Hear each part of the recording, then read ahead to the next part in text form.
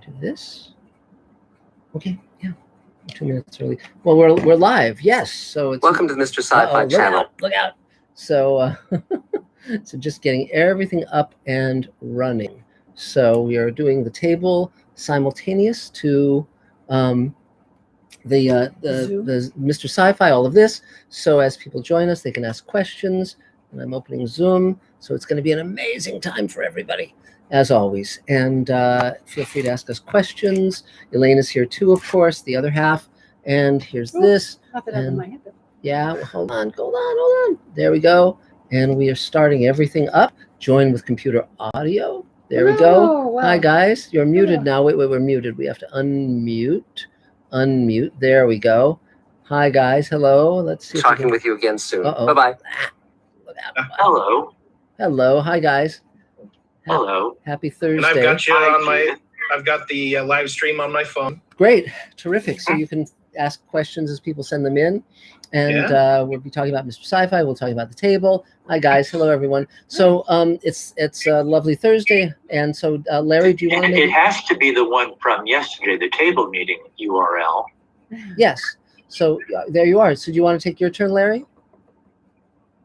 Larry, do you want to jump in and take your turn? I'm trying to get Judith on. Can you put me a little later on the list? Of course. Well, of course. Let's go to London and New York. Well, hi, Yeah. So Connie, let's start with you then. It's Hi, London. Connie. Hi, Connie.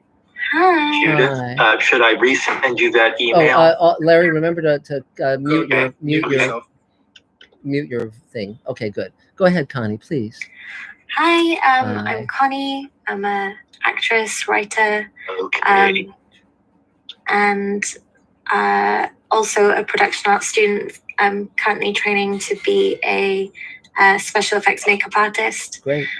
so that I can have a steady income while I try and work on my acting. Yes.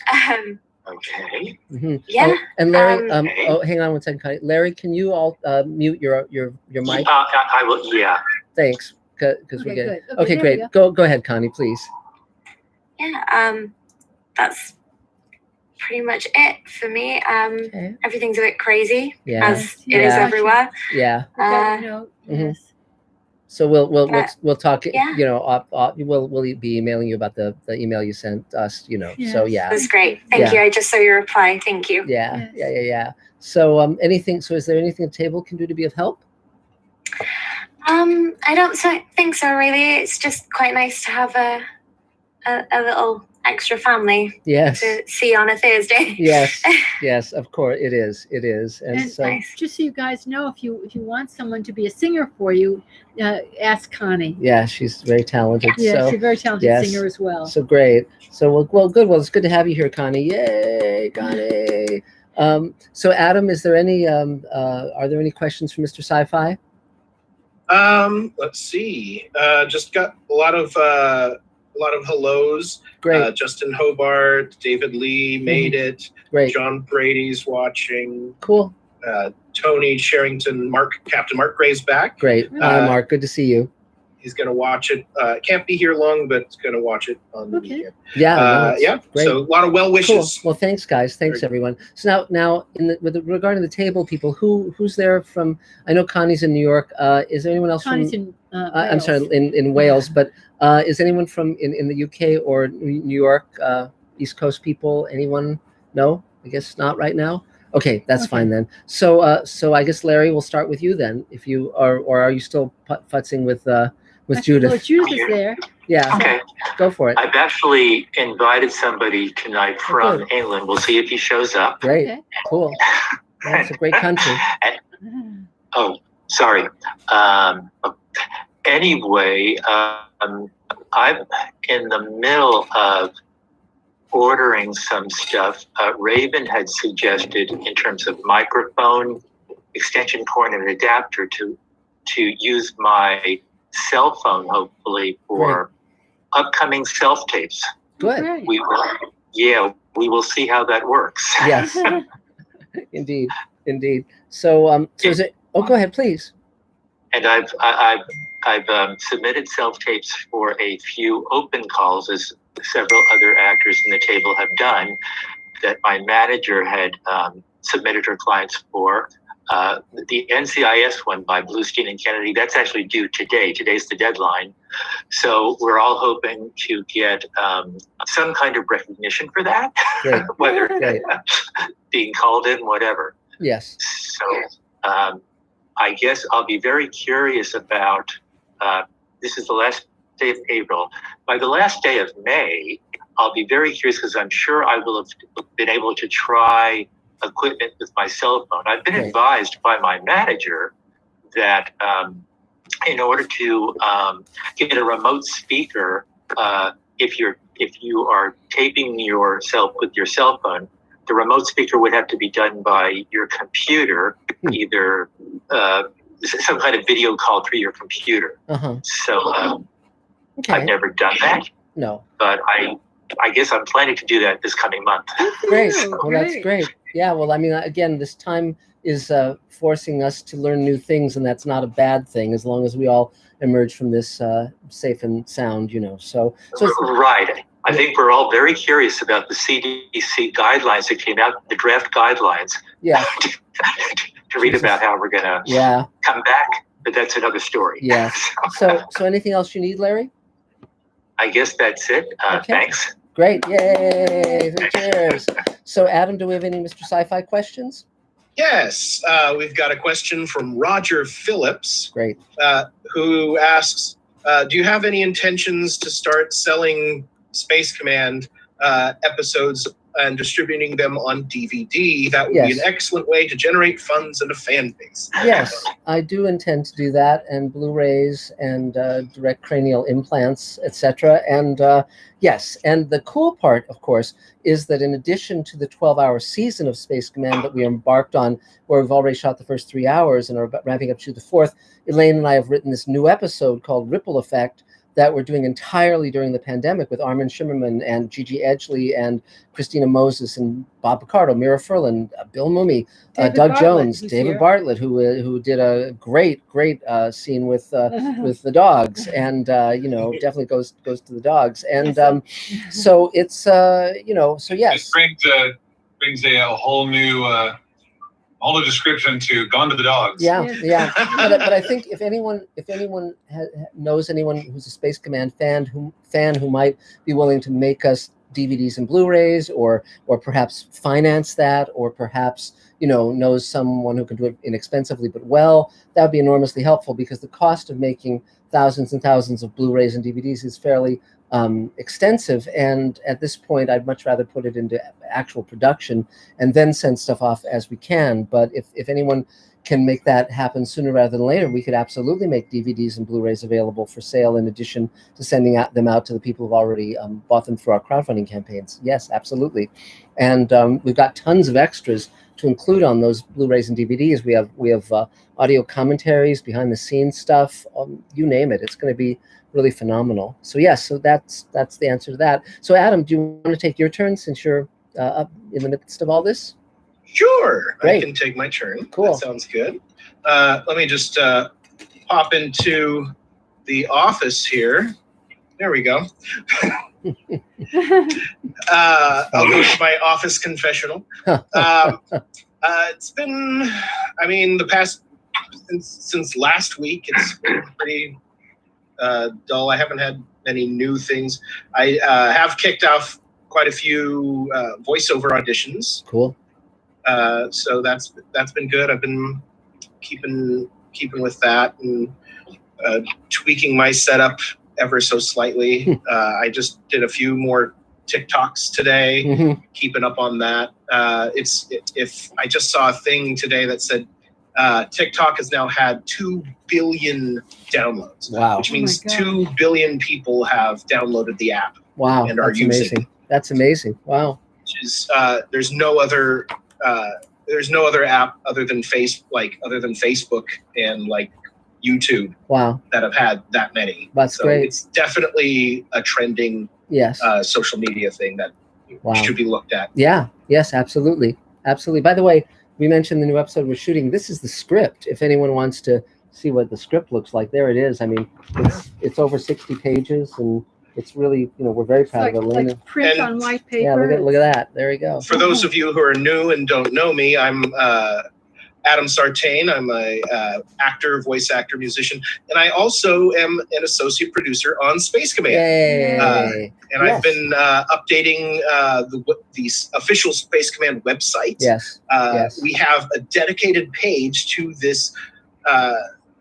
episode that we're shooting Yes. and writing and creating during the pandemic. Yes. So every version of the script Yes. is up. That's great. There's like a line of, you can see the April 1st, from the April 1st version all the way to the latest one, which is the 28th, right? Yeah. Well, there's a new one from today, and so I can. Oh, okay. And I I'll can be send getting you that that.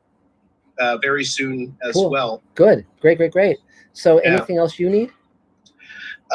For me, I mean, I'm just plugging on. Great. Any opportunities to showcase my voiceover talent, Yes. That sounds great. I greatly appreciate. Cool. Yay. 3 cheers.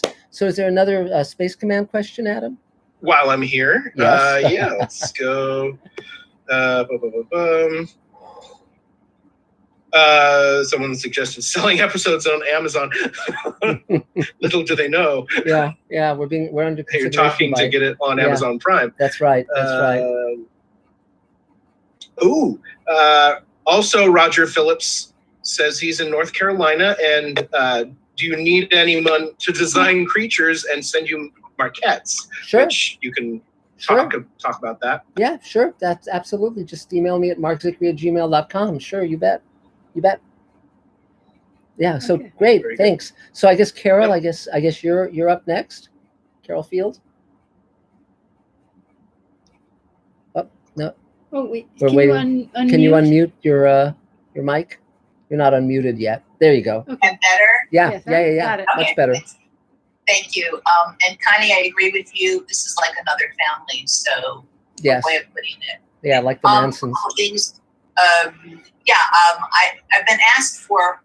I'm going to join the 21st century, so I have a whole compilation of a ton of stuff I've done. I'm going to do a drama and a comedy, and I will do that, and I'll send it to people. Cool. Yeah. Because there's been interest, I'm writing this animated thing, and I'm having such a good time, because there's been interest in the synopsis. So this producer who I knew from the show I did in February said, could you turn it into a pilot? I said, sure. So it's really coming out cute. I'm really happy. But can I read something? Sure. The last night in my office was March 23rd. Most people closed about March 12th. Mm-hmm. And I looked around my office and I was very forlorn. And I said, I don't know when I'm going to come here next. Mm-hmm. And I'm really mad at this virus, because it's taking away connection. It's taking away everything. And I said, I cannot think like that. Mm-hmm. So I wrote this, and I'm sending it to some friends who are enjoying it. So I just thought I'd read it tonight. Sure. It's just called I Am Grateful For. My electricity works. My water flows. The air is clean. I have thoughts. I have feelings. I breathe wonderfully. I have friends. I have beautiful patients. I have an outrageous family. I have memories. I have had pets. I feel love. Mm-hmm. I receive love from so many. I'm safe. I'm in the United States. I'm within your brilliance. Great. That's great. Thanks. Thank Well, thanks, you. Carol. That was lovely. Yay. Yeah. So is there I anything wanted else? to offer that. Thank you. I don't have a question. I don't think. I just wanted to offer that back. I don't think I have a question. I don't think I have a need. And I just really appreciate all of you coming here for me today. You bet. Yay. Well, 3 cheers. Yay. Do we have any more Mr. Sci-Fi questions, Adam? Sorry, I was just replying to Roger. I was going to give him your email address for those creature designs. Captain Mark Gray asks, when can we see I think he's referring to Ripple Effect. Yeah. When can we see I think the video? Yeah, I think actors are filming now. Right. I think I'll start putting some of the individual scenes up for people to look at as it's a work in progress. And then the finished episode probably will be in the next 2-3 weeks, I would think. We're moving along at a pretty good clip.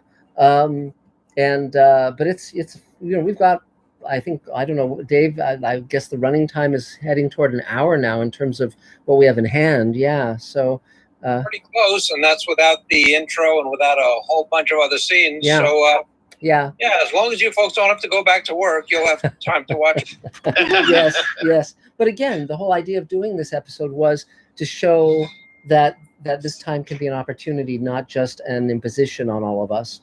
And so, it's, I think it's really important to find creative outlets as well as staying safe and staying well. So great. So I guess David Goldenholtz, you want to take a swing at things? Oh, I have to unmute. Mute. There you go. There we go. Yeah, Okay. Great. So I do field mixing, which is sound. It's live sound for TV, movies, commercials, etc. I also do voiceover, and just like the other voiceover people, I'm looking for work, Mm-hmm. And I did take your advice. I wrote I did some scripts. I made a little reel. And also I'm making a podcast, Mm-hmm. and if anybody's interested, I would love to have people on the podcast. Yeah. Great. Cool. So, I'd love to be a guest. Yay. all right. Oh, great. Cool. That sounds great. So that's what I'm asking, and right now asking about voiceover and the podcast. And What's the focus of your podcast? well, right now it's about what the industry looked like before, just in general. I'm not talking about because of COVID. I'm just saying before. What the industry is looking like right now because of COVID, and also just in general, and what it'll look like in the future. Okay. And then also, just kind of a random, like talking with the actors or producers or directors or makeup artists or whoever I get on the show as a guest. Cool.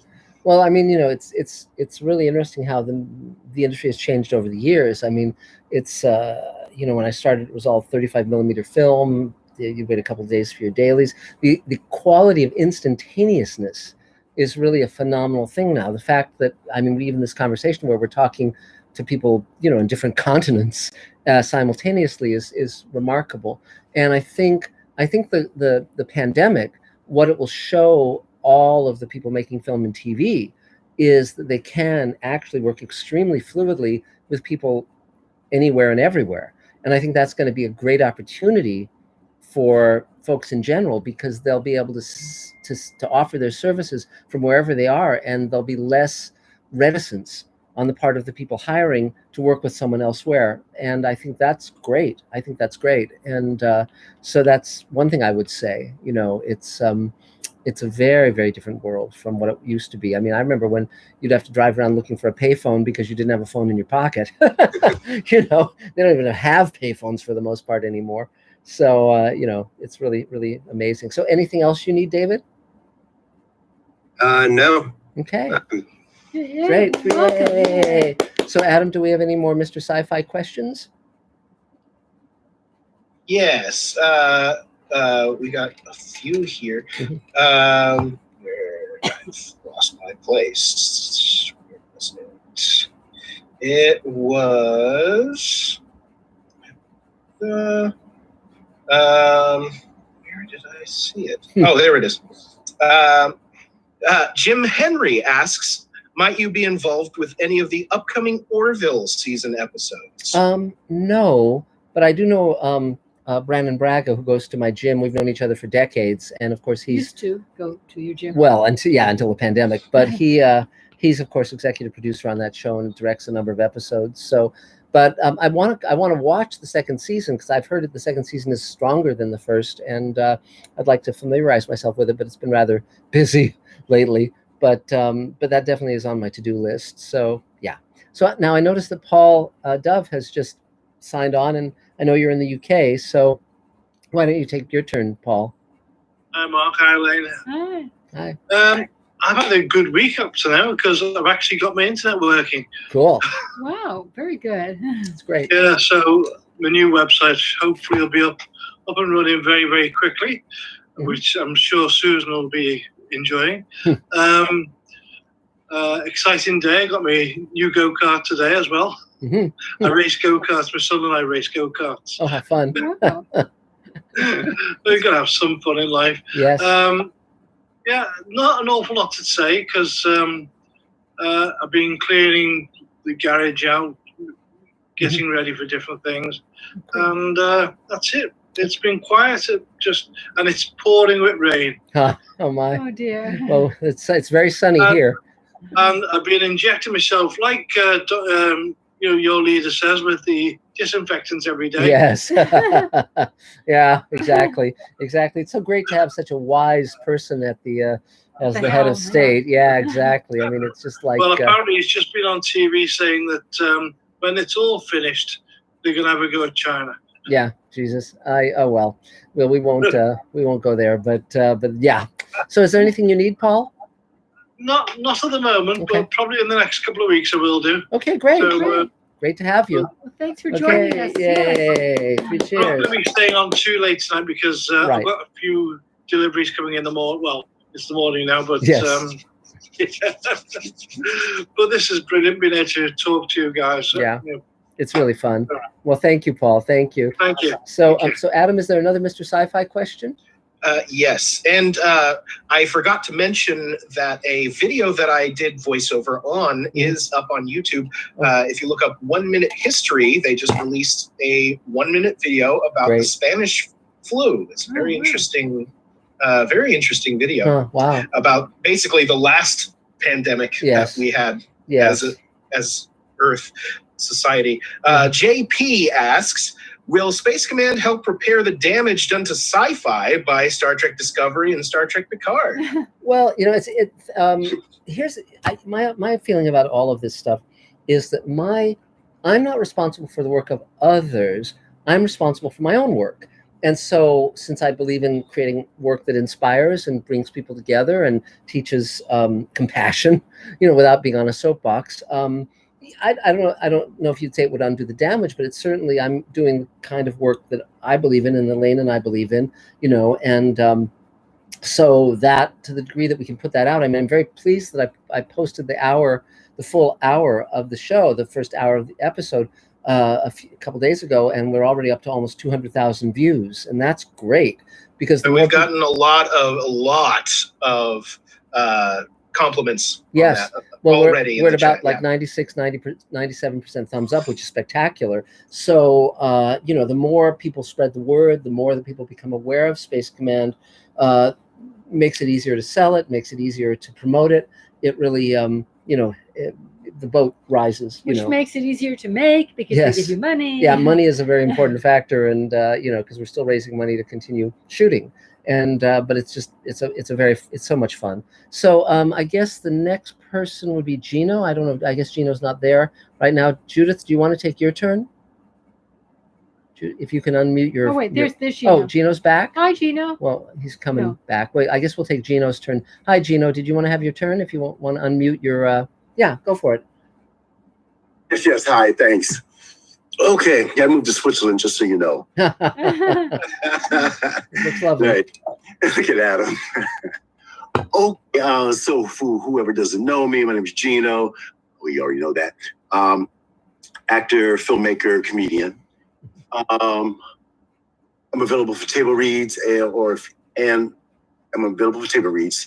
And also, if you're casting something that I've fit the specifications for what you're looking for, I'd be honored to read for you. One thing, Mark, this came up 13 days ago, and I wasn't able to be on last week and hadn't called.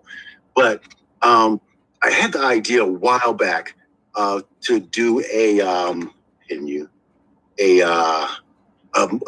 movie, carry the Green Hornet into a movie. Mm-hmm.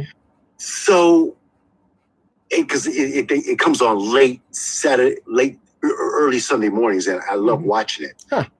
And yeah, I can't remember where it was, but wherever I saw it, it said it was somebody acquired the rights to it and was looking to make a motion picture out of it. So how would I, if there may not be anything I could do with regards to the Green Hornet. I believe I read there's a new production of it coming up. You might want to take a look at IMDb. I know there was the who did the comedy version of it a few years ago. Yeah.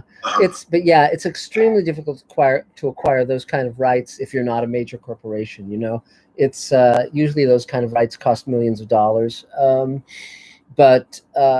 So I always believe in creating something, like trying to figure out what it is about that you like, and then create something that isn't that, but has that same quality. Like, for instance, with Space Command for me has that same inspiring quality that Star Trek had, but it's not Star Trek. So as a result, I can own it and no one can mess with me. You know, I'm not going to have any lawyer come up and say, hey, you know, you're infringing on our rights, because I'm not infringing on anyone's rights. You know, so I you know, that's the great part about original material, is that you can own it, you know, wholesale, and that protects you.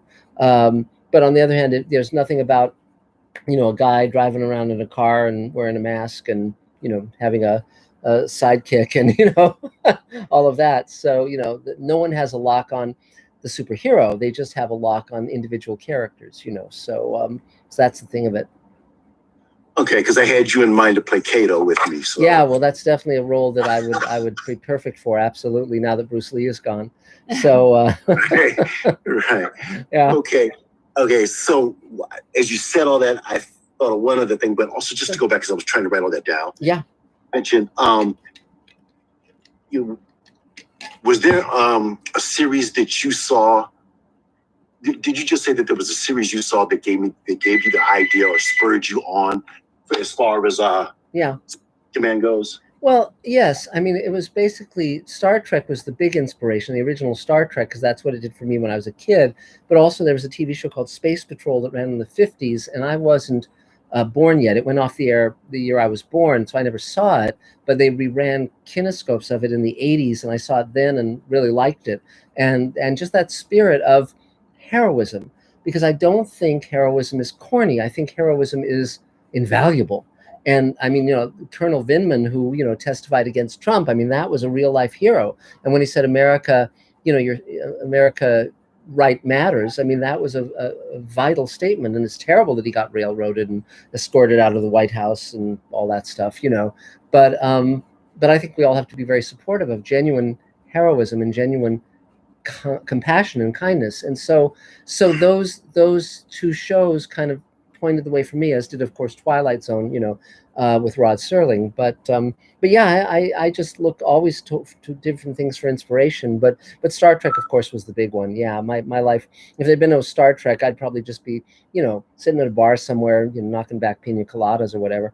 So, you know, but that really gave me a purpose in life, that show. Would have taken you longer to get a color TV. Would have taken, yeah. My mom bought me a color TV when I was a kid so I could watch Star Trek, because the colors were so bright and vibrant and so forth. So anything else you need, Gino?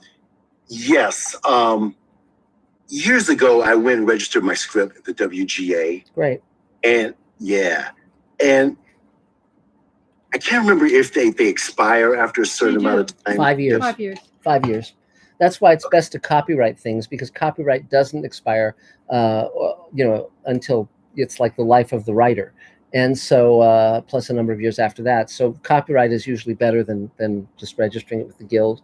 Or you put it on your calendar and you keep re-registering. But that's a drag. Yeah. But too, you know, Mark, the other thing is that the copyright establishes the ownership. Yes. And the Writers Guild only establishes the authorship. That's true. Yes. Yeah, yes. I mean, yes. In the end, the legal rudiment there is to be copywritten. Yes. That's of course. correct, because if they what you're going to sell, you know, if anybody wants to buy it, is you sell the copyright. Mm-hmm.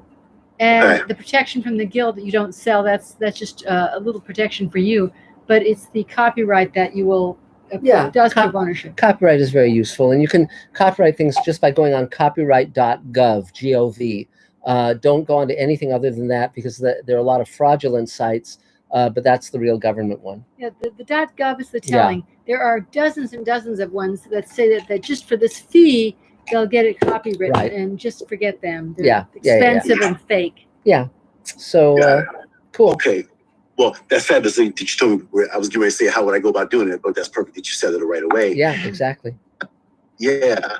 Would you happen to know how much it is? $35. $35. 35? Yeah, it's Oh, cheap. sweet. It's super cheap.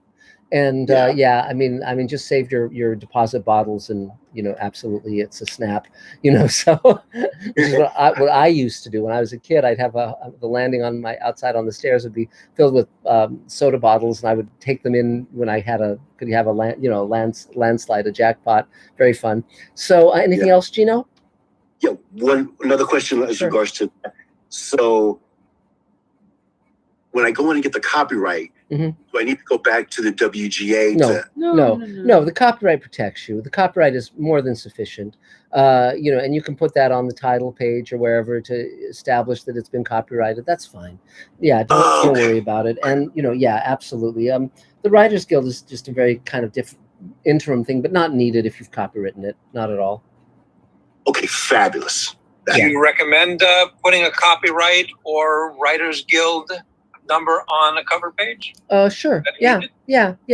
It's not necessary, but it's a little bit of protection. Depends who you send it to, doesn't it? I mean, lesser producers perhaps, but major ones. But it's also very important to have a paper trail. So in other words, let's say you meet a guy and he says, "Send me the script." Make sure you send an email to that guy saying, "This is to verify that I've sent off the script per your request." Because down the road, if that guy makes a movie that's that story, you've got a paper trail. You have to make sure that you've got something that establishes the line of submission in case you get ripped off. And again, my policy is to never sue, because the negative fallout of suing is so great compared to what you would get from it. But that's my thing. But protecting yourself is very important. I mean, I remember years ago when they did the Twilight Zone as a series of VHS tapes, and they had someone writing the liner notes. The guy was just stealing from my book and taking whole paragraphs. And so my lawyer said, "Well, wait until they put out 10 volumes." And so I waited, because it was a monthly thing that they were sending out. And then we sent a thing to CBS's lawyer saying, "Here's the section from the book, and here's the copy on your tapes." And it was like absolute. And we thought there was going to be a fight. And the lawyer came back and said, "What do you want?" And I said, "Okay, I think it was like, pay me 10 grand and hire me to write the liner notes from now on at double what you were paying that guy." And so, but it was like, it was so wonderful because the fellow started out by inverting sentences. But by the end, he was just lifting whole paragraphs. Yeah, he didn't bother. He just copy-topped it. And again, he's probably some schlub and didn't understand that wasn't what you do. But, but that was still very, very sweet. Very sweet. So anything else, Gino? I love that word, schlub. I'm right. Yes, it's a good word. It's a good word. You should just learn the entire Yiddish language. It comes in very handy. So, yeah. Okay, great. I'm good for now. Okay, yay, Gino. So, Adam, do we have another Mr. Sci-Fi question? Yes, we've got a few to get caught up on. Cool. We're going to start with our lovely Rose Kirby from Hi, Rose. England. Yeah, good. And over there, it's May 1st already. Yay. Yeah.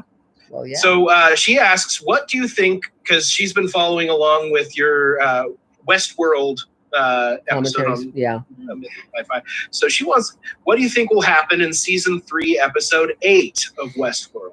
Well, the problem is it's become so plot driven, and they've thrown the characters away, and they're just being manipulated by the plot mechanics. And that's really disappointing. And so I think at the end it's going to be whatever the end's going to be. But it's sort of like, well, I mean, they've gone in a direction I strongly disagree with, and I love the production value. I love they have an incredible cast, but boy, they wasted time and effort on what they're doing, I think. So sadly, but but again, I hate to badmouth anybody, but I'm just very disappointed in this season.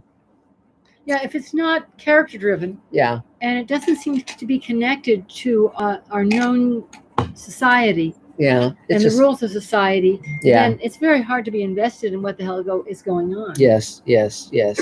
So yes. So okay, and I'm going to go AFK for a bit, but I'll be right back. Okay, great. Terrific. So I guess the next person is Judith Smiley. Do you want to take your turn, Judith? Just unmute your mic. Judith? Oh, she's trying. Okay. There we go. Hello. There you are. Hi, Judith. I love these little small video things, so you can't see the bags under my eyes. No, it's great. I miss everybody.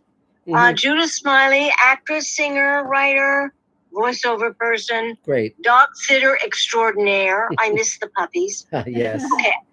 I got a couple of things. I am sending out Apocalyptic to a couple of people on Tuesday, and I need a pitch.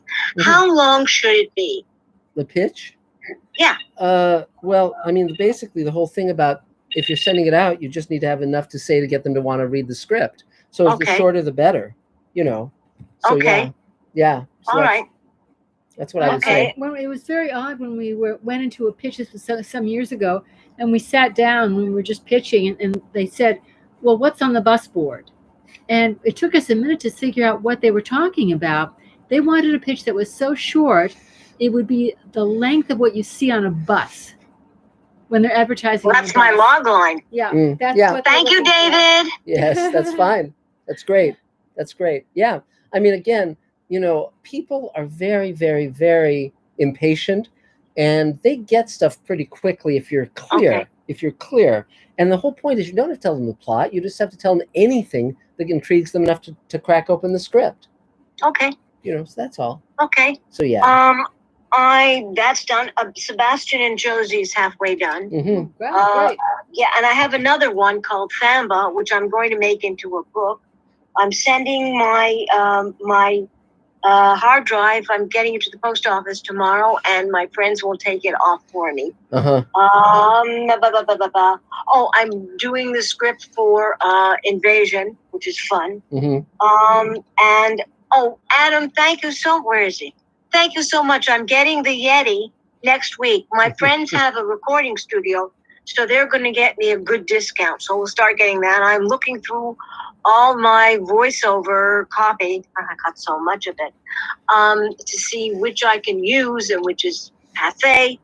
What else? Oh,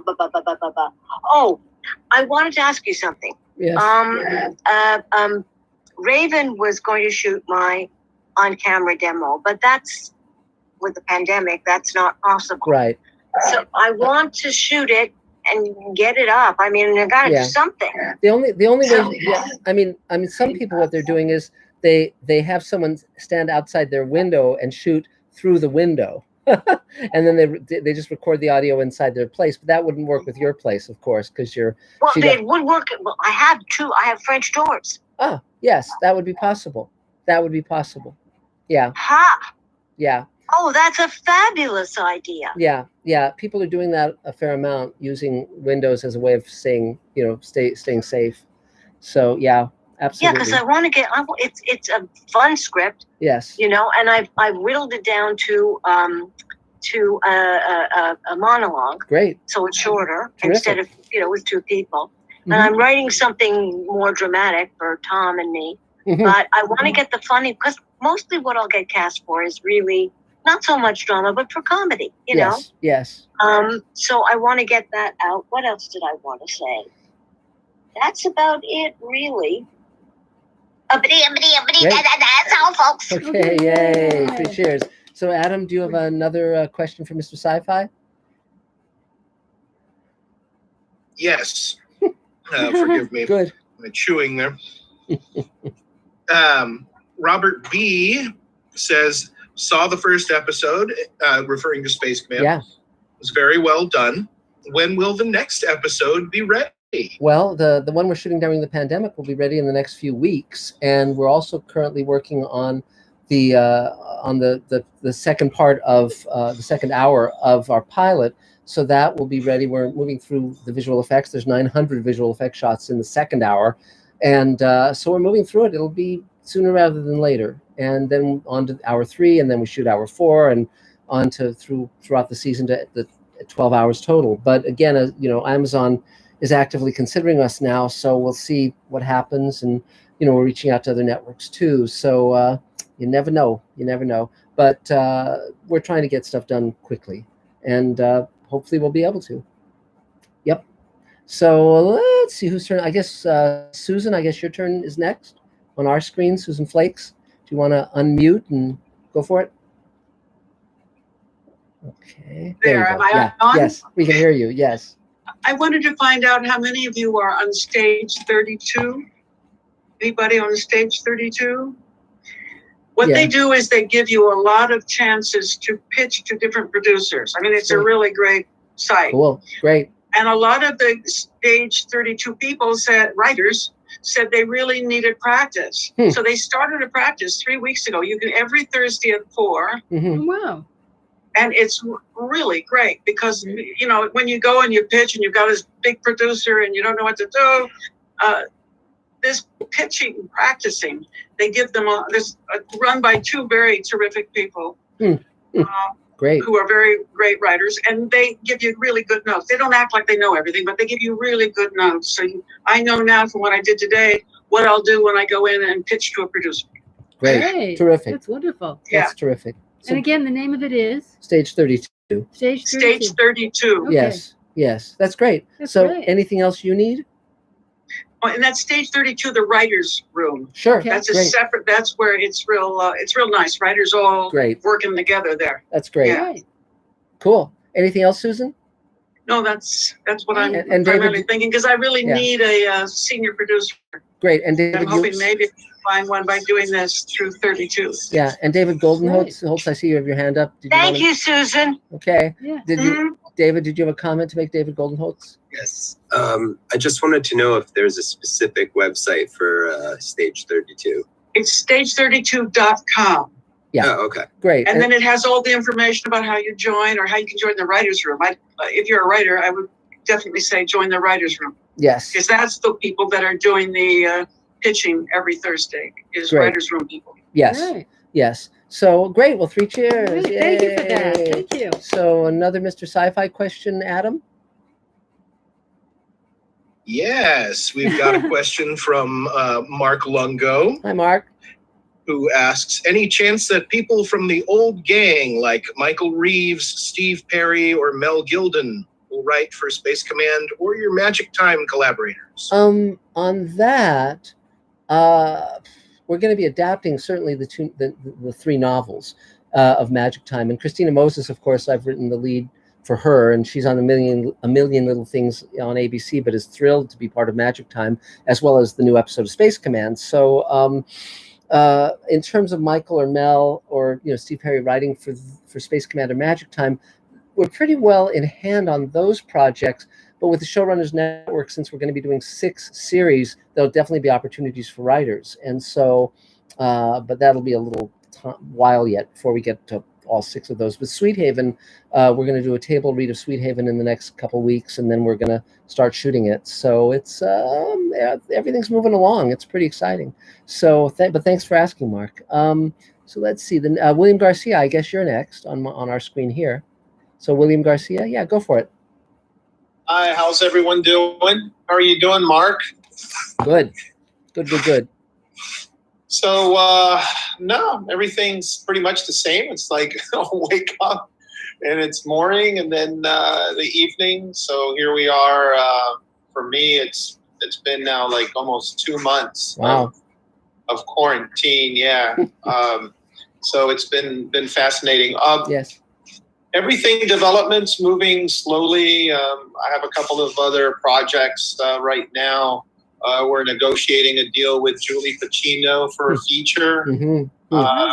So that's going to be interesting. I just saw a couple of her shorts, was very impressed with her. I have a webinar that I'm having this Saturday. Cool. A lot of the table members and other filmmakers have been asking me about line producing and to show budgets and things like that.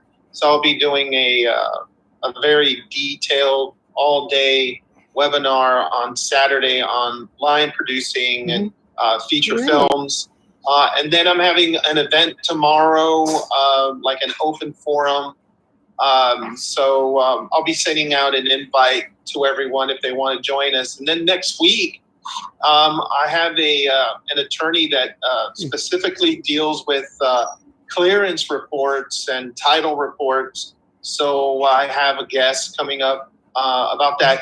And then I'm talking to our 2 casting directors who worked on Entourage and what's the other HBO, Ballers.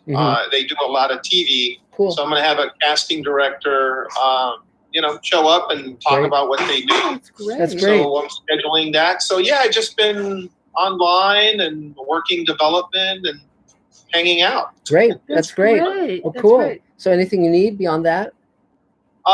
No, just hopefully this will blow over. Hope they're saying like June or July. Yeah. They'll start easing. I have been involved in a lot of the Producers Guild committees and conferences on COVID-19 and moving forward.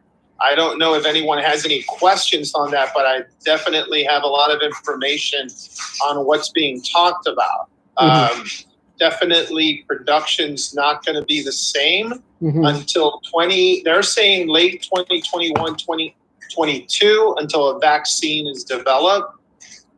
So I've been pretty much involved with a lot of those meetings of what the policies are going to be moving forward after the lockdown is removed and how we're going to shoot. It's going to be really difficult for everyone. We're going to have to change the way we shoot television series and movies. Sure. Wow. Yeah. Well, it's I really love rolling with the punches. It's like I find it exciting to do things differently. For one thing, in large budget films and TV shows, there's so much waste and so many things that are done that just kind of burn money. And I very much like I like a small crew. I like being very fleet of foot. I like small cameras. I like, drones are an amazing thing.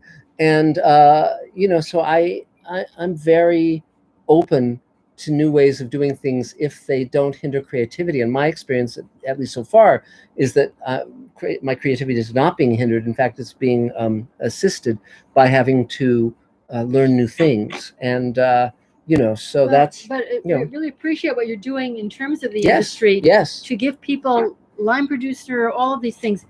For writers who don't plan to ever be a line producer, it really is very, very, very helpful to know how the hell your movie will be put together. Yes. And where you can cut corners and where you should say, I don't want to cut that corner. And to just give you a basic sense of the way things work, it will help you no end in actually getting your movies made. Right. Agreed. So that's great. So that's a great service that you're offering. So anything else, William? No, I mean, what my concern is that some of these policies that will be implemented by the union and talking SAG-AFTRA, not just, and it's also about safety for the crew and talent. Yes. But it will have a financial cost to it because we're talking about additional equipment, certain policies that might be challenged in court. Yes. They're talking about medical questionnaire for crew and talent. Wow. Which is a privacy issue. Yes. And also HIPAA. Yes. So it's really, it's really fascinating in one way, but it's going to be very challenging for an independent filmmaker that wants to go shoot a $200,000 movie. Yes. Right? Yes. Because if all of a sudden you want that SAG-AFTRA actor, you're going to have to abide by the rules. Yes. That are going to be in place by the union. Yeah. And also by government. So you're talking about, think about it. We can no longer go to the craft service and just munch on something or a buffet line. Yeah. That's all gone. Yeah. I'm telling you that's going to be all gone. Not just the wearing of a mask and gloves, but if you have a scene that you have 40 or 50 people, you more than likely won't be able to shoot that. Right. Or you're going to have to do some sort of visual effects or something like that. And then more importantly is the insurance, because the insurance company got hit really big with this last COVID-19. Yes. And they're talking about how are they going to move forward. So if the government does not bond the insurance company or somehow as a guarantor against COVID-19, what's going to happen when you need to pull insurance and they want you to have an exempt of COVID-19. So if your production is shut down because of COVID-19, they're not going to cover your costs. Right. So that's what we're all waiting to hear what happens. Yes. It is fascinating, but it's going to be very challenging. Yes, and that's it is. I agree. So anything else, William? No, that's it. Okay, yay! 3 cheers. So, is there any more Mr. Sci-Fi questions, Adam? Yeah, our next question comes from Karen Queen. Great. Who asks, Hi, Karen. how about a story featuring the Black Knight satellite? The Black Knight satellite? I don't know what the Black Knight satellite is, so. Nor but do I. It sounds I guess interesting. there's room for a story for that. Then. I've actually started writing a short story about the grizzled space jockey, which is the character I play in Space Command in my cameos, linking up the 3 times that I appear in the show. And so I'll probably finish that in the next couple weeks. So it's pretty fun. And since that was a shorter question, I'm going to try and catch up here with another question from Bacasta, who asks, I heard something about a graphic novel. Yes. Where can I get one, and where can I support the series? Yes, it's we do have a graphic novel that we're doing. It's the prequel. It's called United Planet. We've published the first issue. We're doing Space Command comic books that will then be bundled together into a graphic novel. Tahani Farr is the artist, along with cover artists Ian McCaig and William Stout and Eric Rodriguez. And we're doing that also as an audio play, and Dave Edison's been editing it together into what's called an animatic, so you can actually watch it almost like an animated cartoon as it lays out. It sets up a number of the characters. In terms of where you can get it, David Bartlett and I are in talks about setting up the Space Command store more thoroughly so that we can have all of the Space Command products available, because we've got a ton of them now.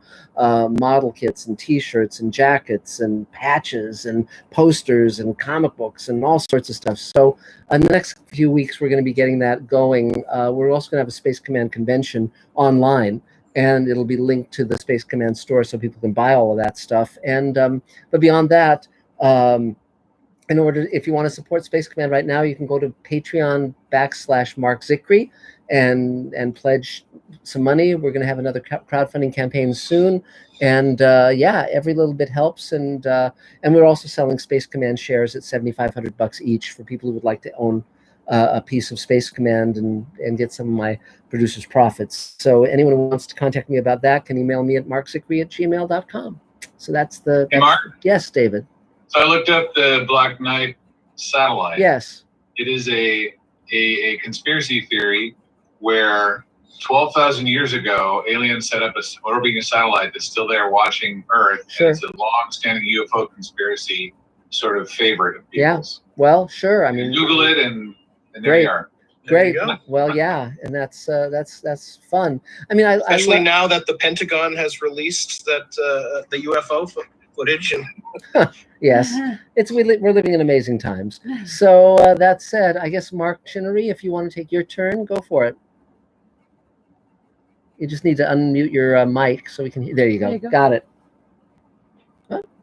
We're still not hearing you, oddly. Oh dear. Huh? We can't hear you. Huh? That's strange. I wonder why. Is your mic working, Mark? Because we can't hear you. Can you hear me now? Yes, now we can. Great. Okay. Go for it. Well, I don't really have much to say. This is my second. I went to a physical table meeting, which seems way back now, which was in February. And I'm originally from Australia, but I spent 19 years as an actor in Japan. Wow. And I arrived here in LA in January. And LA is, it was confusing and hard to know where to start before the epidemic. And now it's even harder. Yeah. And just basically, I left my... everything was going quite well until March 13th. I was, working and whatever. And I actually have my wife and my 2 adult children. They were 21 and 23. They're still back in Japan. Wow. And, I pondered on whether to go back or not. But then I was thinking maybe hang on, I'm getting emotional now. Mhm. But I was pondering whether to go back or not, but I thought maybe I wouldn't get the green card again.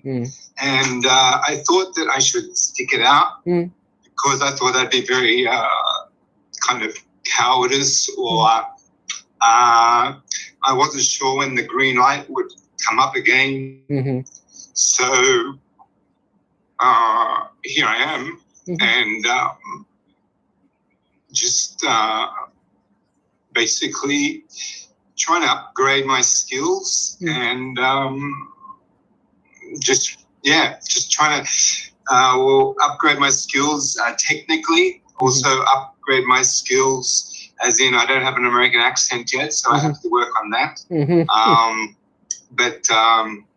Yeah, so that's it basically. I'm just waiting for the green light to come on and try my best to upgrade myself now. Great. Basically, yeah. Well, that's great. And, You might on the table. You might want to reach out to Damien Gerard. Yes. And Damien is from England, and he's recently, locked his status here. Yes.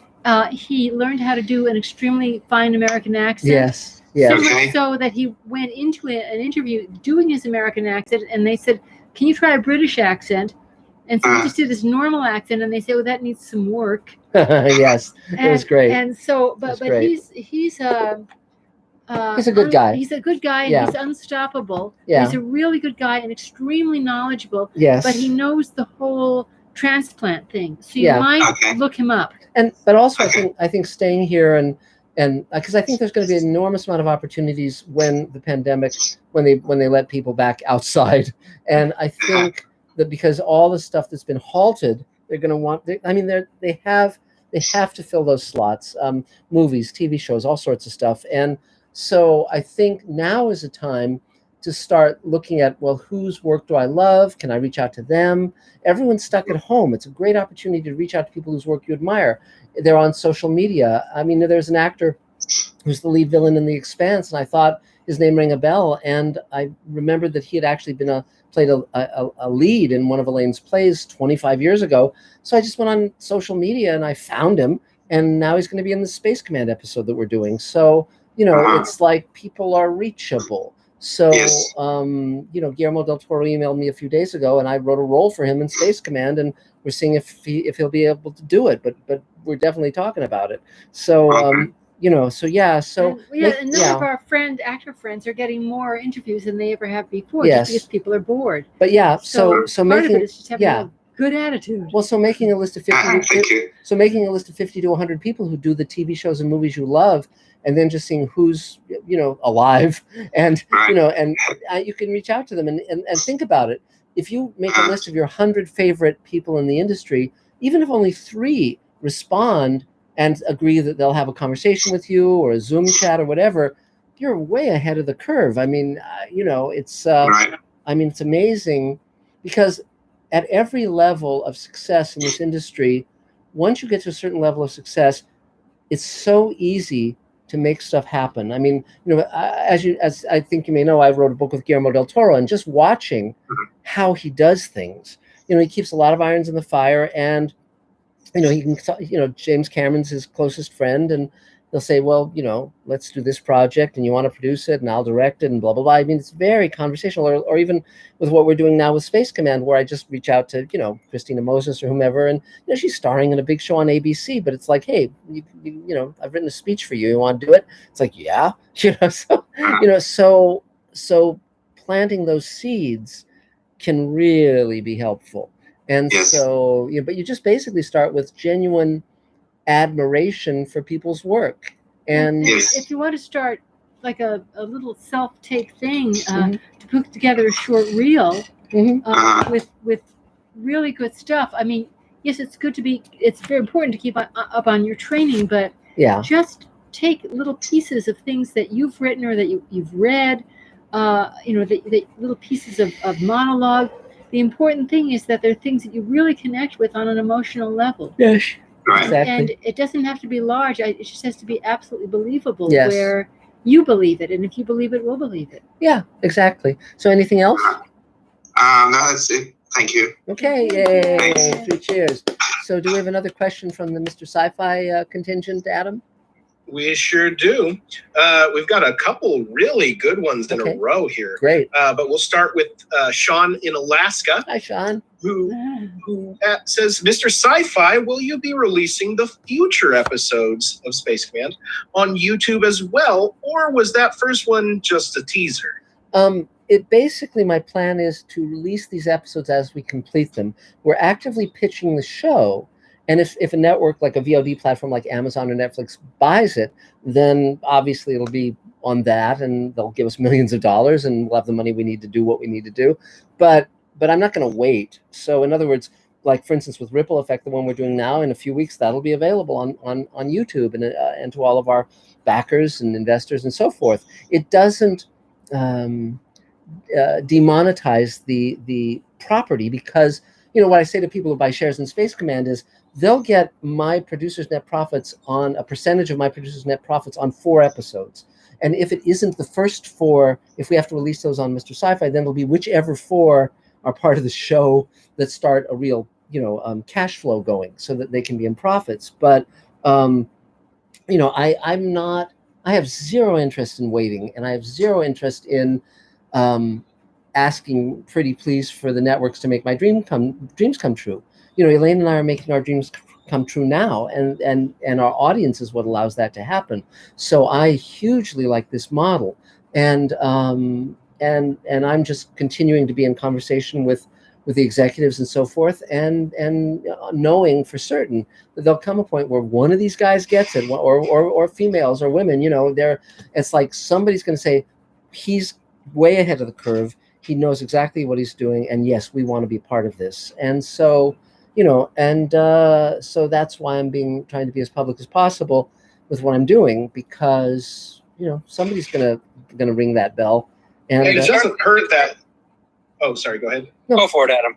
It also doesn't hurt that a lot of networks right now are scrambling to find content, especially content that's already shot and just needs a bit of just needs a team of VFX people. Yes, exactly. So let's see, who's next? I guess Irina. I guess you're next. Go for it. I was going to say there's plenty of all of the people who've commented on the episode that's up now. It's over 96% positive thumbs up, and most of the comments are very positive. Yeah, they've got some critiques, and a lot of the critiques said, well, boy, if these people had money, this would be really amazing. So those are the kind of comments that hopefully a network will appreciate. Yes, and again, I think people shoot themselves in the foot by making their dream contingent on certain things that are not in their own power. Like, for instance, when anyone ever comes to the table and they say, I've got my script and I'm going to sell it to Hollywood, and I say, what's the budget? And they'll go like $100 million. And I go, well, there aren't many people who are going to fork out that money for a script by an unknown person. And they'll say, well, let's just see what happens. Well, okay, fine. And I don't mean that people talk that way, by the way. But the point being, with Space Command, I thought, well, let's, like with this episode during the pandemic, it's like we didn't even do a budget. It's like I called my friends and said, hey, you want to do this? And then they said, how will we do it? And I said, well, this is how we do it. And then, because Dave is on the team, and David Bartlett's on the team and so forth, it all comes together. Elaine, of course, Elaine can't escape now, and there's a pandemic on. But again, I don't let, I often tell people, when people say you have to face reality, I always say that's, my least favorite word, because for me, I said my definition of reality is what I must studiously avoid facing until I have a solution to overcome the problem. So, if you're going to use that method, you need a team that is composed of really good sports. Yes, very patient people and very long-suffering people. Really good sports. Yeah, but again, because so many people spend decades, if not their entire lives, never getting what they think of as their break, because they're not making it happen. They're just waiting for it to happen. And that's, and sometimes it does happen. I was very lucky that I got, A friend of mine walked me into television when I was like 22 years old, you know, so I was writing for network TV at 22, and but I was doing all the preparation. I was laying track for that to happen. If that hadn't happened, who knows what would have been the case? If the Twilight Zone book hadn't sold, if I hadn't been brought into TV by Michael Reeves, I might not have gotten my shot. I might, be again sitting in a bar somewhere, just being bitter and looking at, the latest episode of MacGyver or whatever, saying, that could have been me. Well, so. The book though, we had to push that book. That book was was rejected many times. 25 times over 2 years, and we changed agents. Yeah, from a big agent to a small agent. Yes. So it was a question of. She was 3'2". So it wasn't like how lucky that it sold. No, we just kept pushing. We made it happen. Pushing, yeah. But okay, so Irina, it's your turn. Go for it. So real quick. So you're saying you didn't throw away your shot? No. You're not throwing away your from Hamilton. The thing is, you take responsibility. That's the big part of it. So Irina, go ahead, please. Hello, Marcolene. How are you doing? We're good. Thank you. Yeah, good to see you. How was it in New York? Well, I think the situation is getting a little bit better, but we're definitely not opening up in May. No, I understand. Yeah, I don't think it's happening in the tri-state area. Well, I know upstate New York, they're talking about opening up there. Good. But the immediate 5 boroughs, and I'm in New Jersey, in Bergen County, which is the northern part of New Jersey. Wow. Which is like we have half of all the cases in New Jersey here. Wow, Jesus. Yeah, so we're also on hold. At this point, it's kind of like they don't even have any idea of the date. Mm-hmm. So we'll see. What's interesting, just before the outbreak, I was supposed to have the citizenship test, which literally the day before I had an appointment, it got postponed. And they just sent me a message that the offices are going to be reopening in June. Oh my God. So if official government agencies like that opening in June, something tells me that that's kind of gives you an idea. Yes. What to expect, yeah. Yes. Okay. Well, is there anything we can do to be of help? Just I have a question, but also want to give a quick update. So keep working on my web series, and 2 episodes are completed. Working on a 3rd one. This past weekend was expanding my skill set, figuring out how to do closed captions. And now I know how to do that properly. Great. With all the standards and such. And a question that I'm kind of started really like brainstorming, something that William just was discussing, but he was talking about Hollywood, big productions, where we deal, with the insurance and SAG. But what I'm trying to figure out, how to shoot 5 episodes of my web series that I still want to shoot this year. Mm-hmm. And this is basically no budget production, where everyone volunteers. Mm-hmm. And this is really challenging because, when you have no resources, obviously you don't have to deal with the legal issues, but still there is just a simple logistic issue on a human level. Yes. How do you make people that you're working with feel comfortable? Yes. The crew can be protected, with gloves and masks. But I think the biggest question and dilemma is actors. Yes. Especially, let's say, if you have a romantic scene. For actors, just being so close together on camera. Yes. Is already kind of hard enough. And then if you have actual physical contact. Yes. It's even more challenging. So I'm just curious, because you're kind of between or within both worlds. You kind of have a Hollywood level production, but you're still India hard. Yes. And of course, compared to Hollywood, you also don't have those enormous unlimited resources. So I'm just curious, when you are planning to open up your production to continue shooting, yes, how are you thinking to kind of work it out, all of that? Well, it depends on what unfolds over the next few months. So one just no, but we'll go. What were you going to say? Well, we've been getting a lot of guidelines. Well, yeah. Every day we I have mean- updates and guidelines as to the safe way of doing things. Right. And they are absolutely not being rigid. They're being sane and responsible. Well, yeah. And so, so much of that depends on watching. We get these daily updates as to what's been done and how you can maneuver. But also, it's like, think of it less as, oh, I can't do A, B, or C, as saying to yourself, how can I do A, B, or C? Like, for instance, we have a scene of Brian McClure as an older version of his character, Bradbury, talking to his daughter who's just getting out of college. And so she's in Saskatchewan, that actress. He's in Atlanta.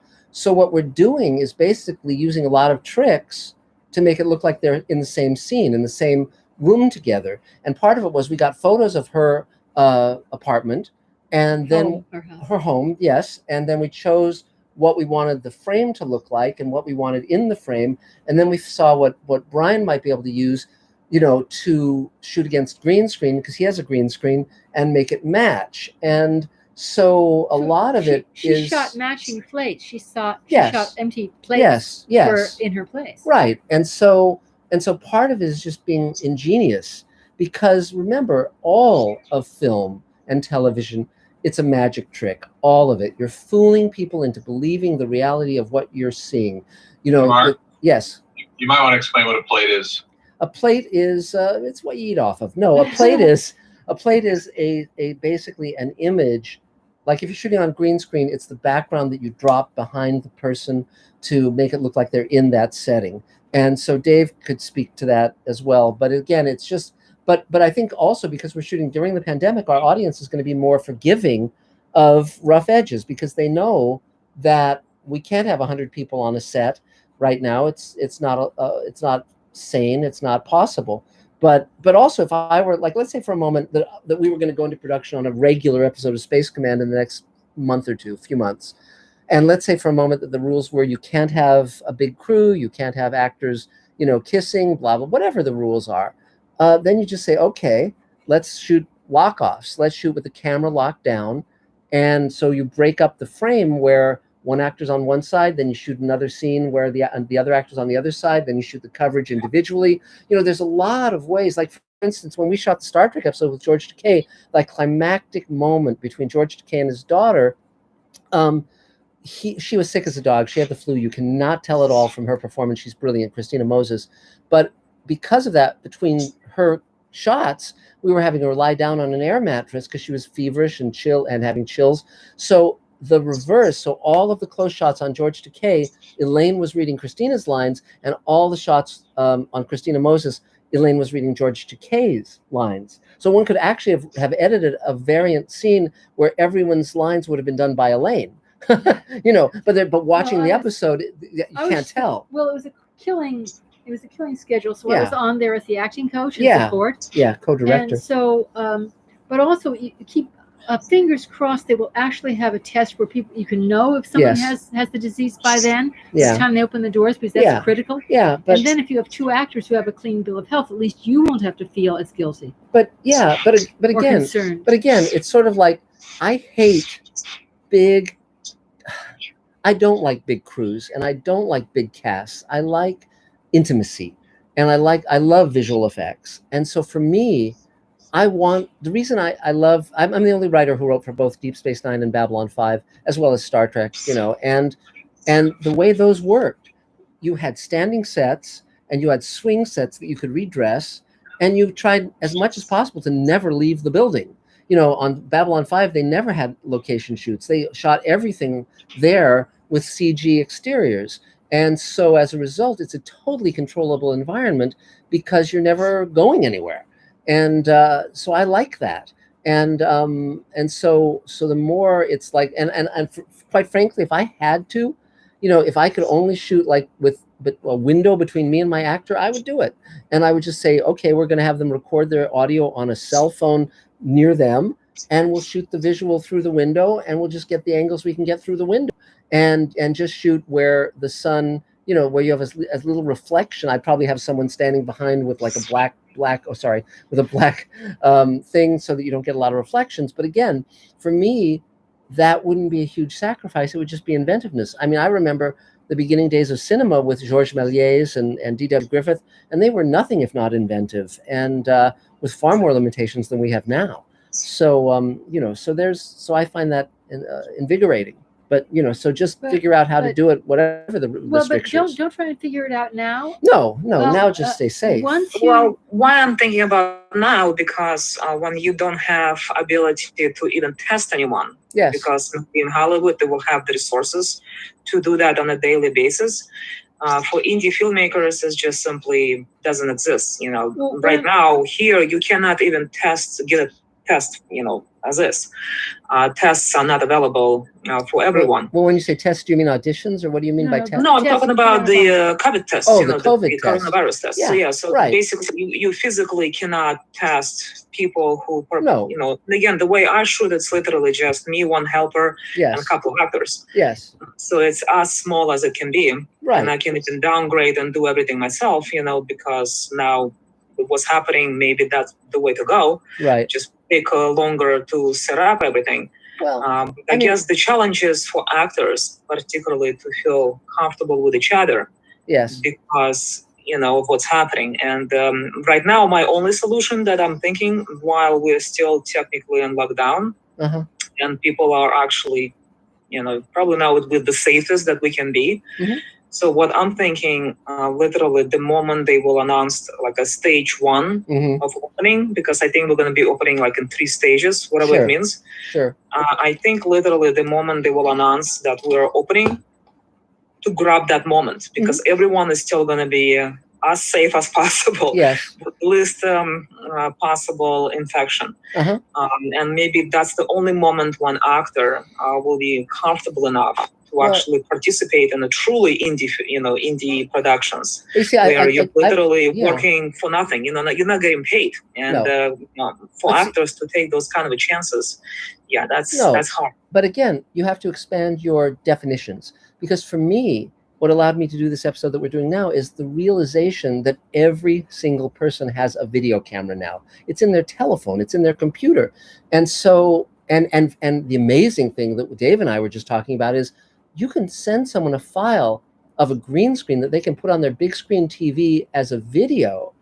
and they can stand in front of that and shoot their scene, and you've got a green screen shot. It's amazing.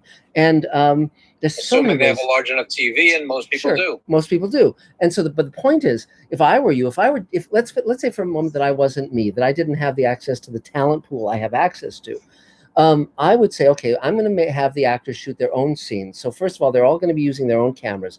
Then I would put out an audition call for married couples, actors who are married couples, because they're together. They can be in scenes together. They're locked up together. And so I would start auditioning married couples, because then you can have 2 people in a scene, or actors who have kids who act, where they're cooped up with them, whatever. But that's a way of being inventive and clever, where you're not quite so limited. And yes, Michelle.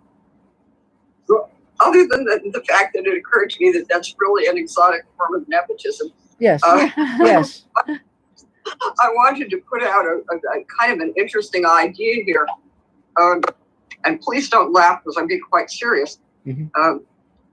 I've been told as of today there is an open testing site at Fox Hills Mall, which is, for those of you back east, it's a big, big shopping mall thing. And anybody, without exception, can drive up, wait in line, get their nose swabbed, and find out within a few days whether they've got anything.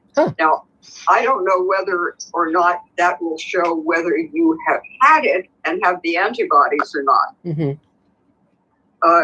There is a sort of certification that I understand, and not from personal knowledge, please. There's a sort of certification that people do in porno films that they're not carrying some horrible disease. Yes. Yes. There may be a point we get to with films, non-porno films, where we carry a certification saying, I have the antibodies. This proves that I either have had or am immune to coronavirus. and therefore I'm cool to shoot this. So unfortunately, the immunity is not proven yet. So it means absolutely nothing. But again, and the challenge is, even if you clean today, let's say you get tested and you get the test results in a week.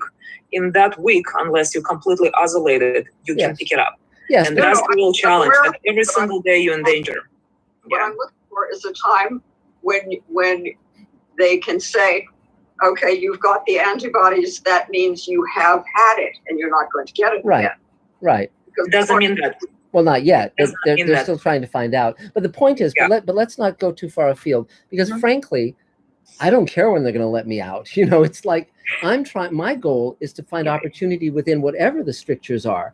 I mean, I love that scene in The Producers, the original one with Zero Mostel, where at the end he goes to prison and he puts on a musical in prison. Prisoners of Love, after he does Springtime for Hitler. And for me, that is the spirit of inventiveness that I embrace. Because again, I just gave you an astonishing opportunity, which you totally missed, apparently, which is audition married couples, audition actors who act within the family. Because again, and then sculpt your story around that. Because, for instance, the actors that I'm utilizing, they're in Saskatchewan, they're in Atlanta, they're in London, they're all over the place, and Portugal. And yet that's not a problem because of the new technology. But I had to embrace. See, I don't give a shit if something I do isn't of professional quality, quote unquote. My goal is to do work that's truthful, the way I see it, emotionally truthful, and as good as I can make it, given whatever the strictures are.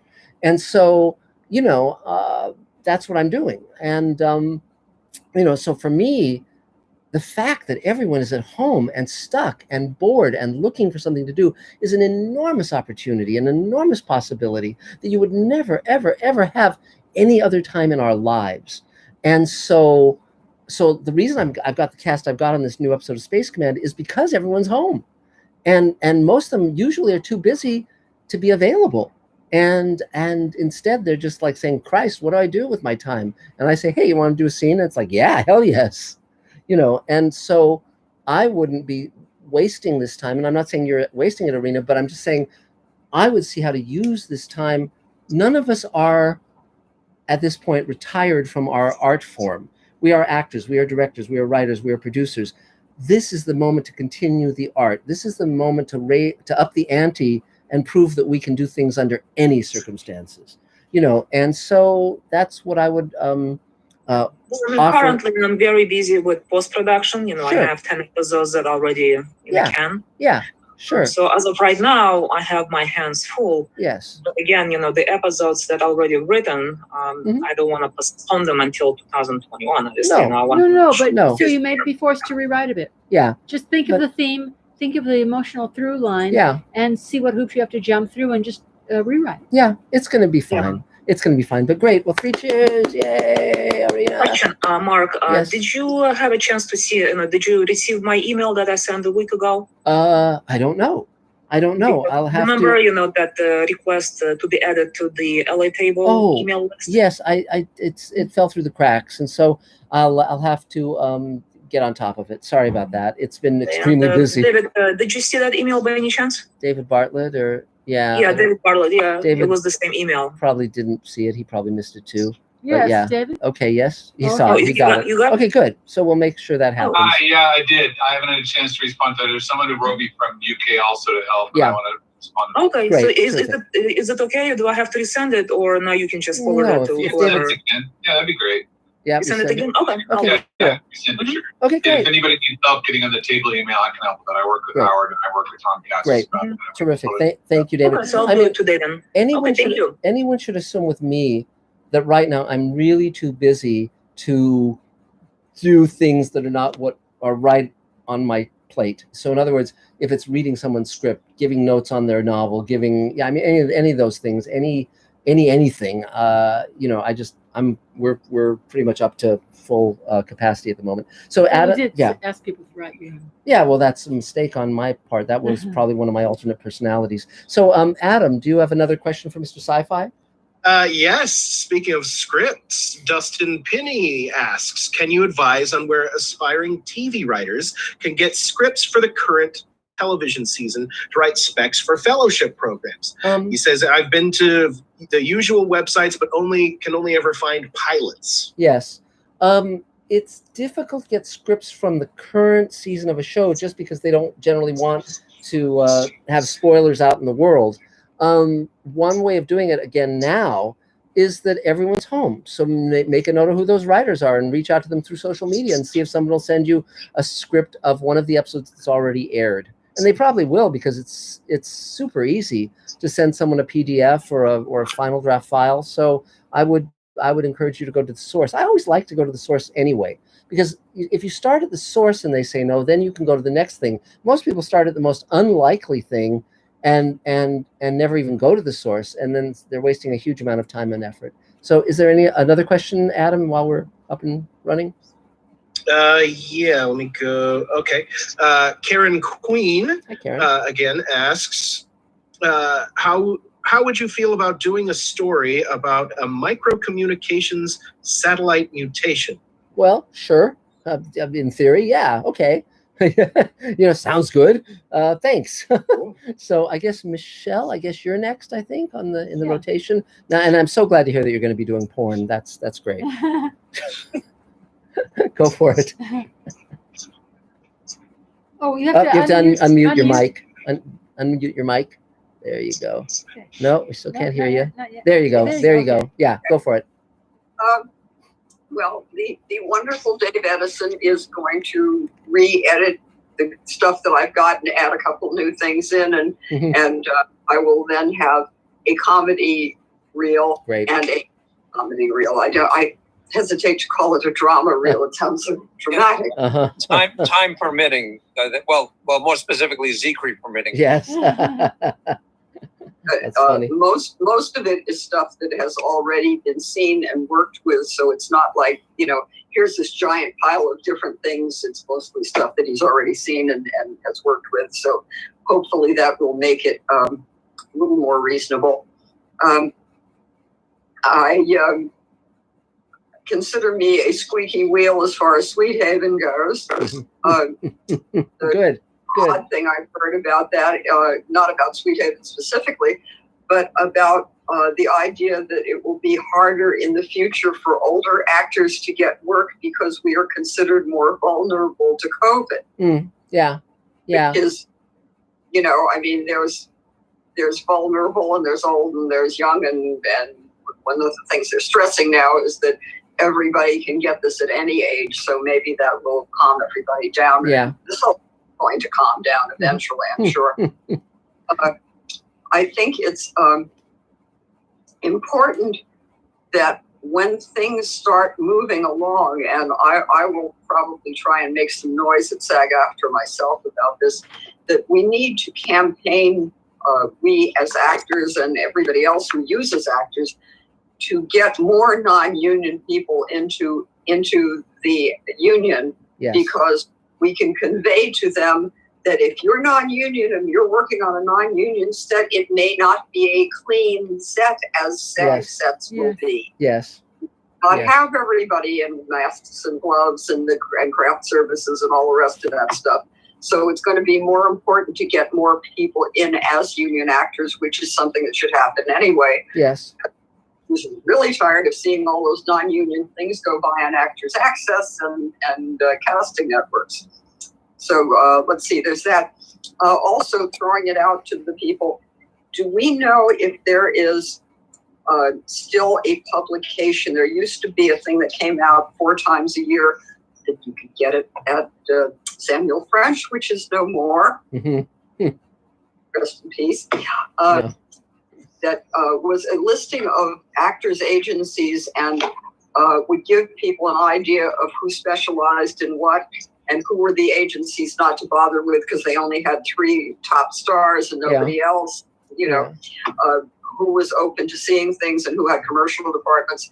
Basically, for me, myself, I am looking to find a list of commercial agents to approach And so if anybody knows if that book is still being published, I don't even have one anymore. I don't remember what it was called. Yeah, there used to be there was a creative directory. There was, but I mean, the word you use that's really extinct is book.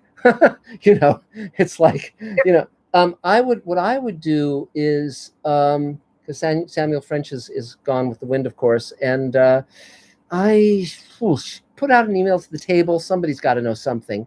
But now is the moment to reach out to agents. Now is the moment to reach out to people. Everyone's at home. Everyone's going crazy. Yeah. Well, I don't want to spin my wheels by just getting SAG's list of every franchise agent there is. No.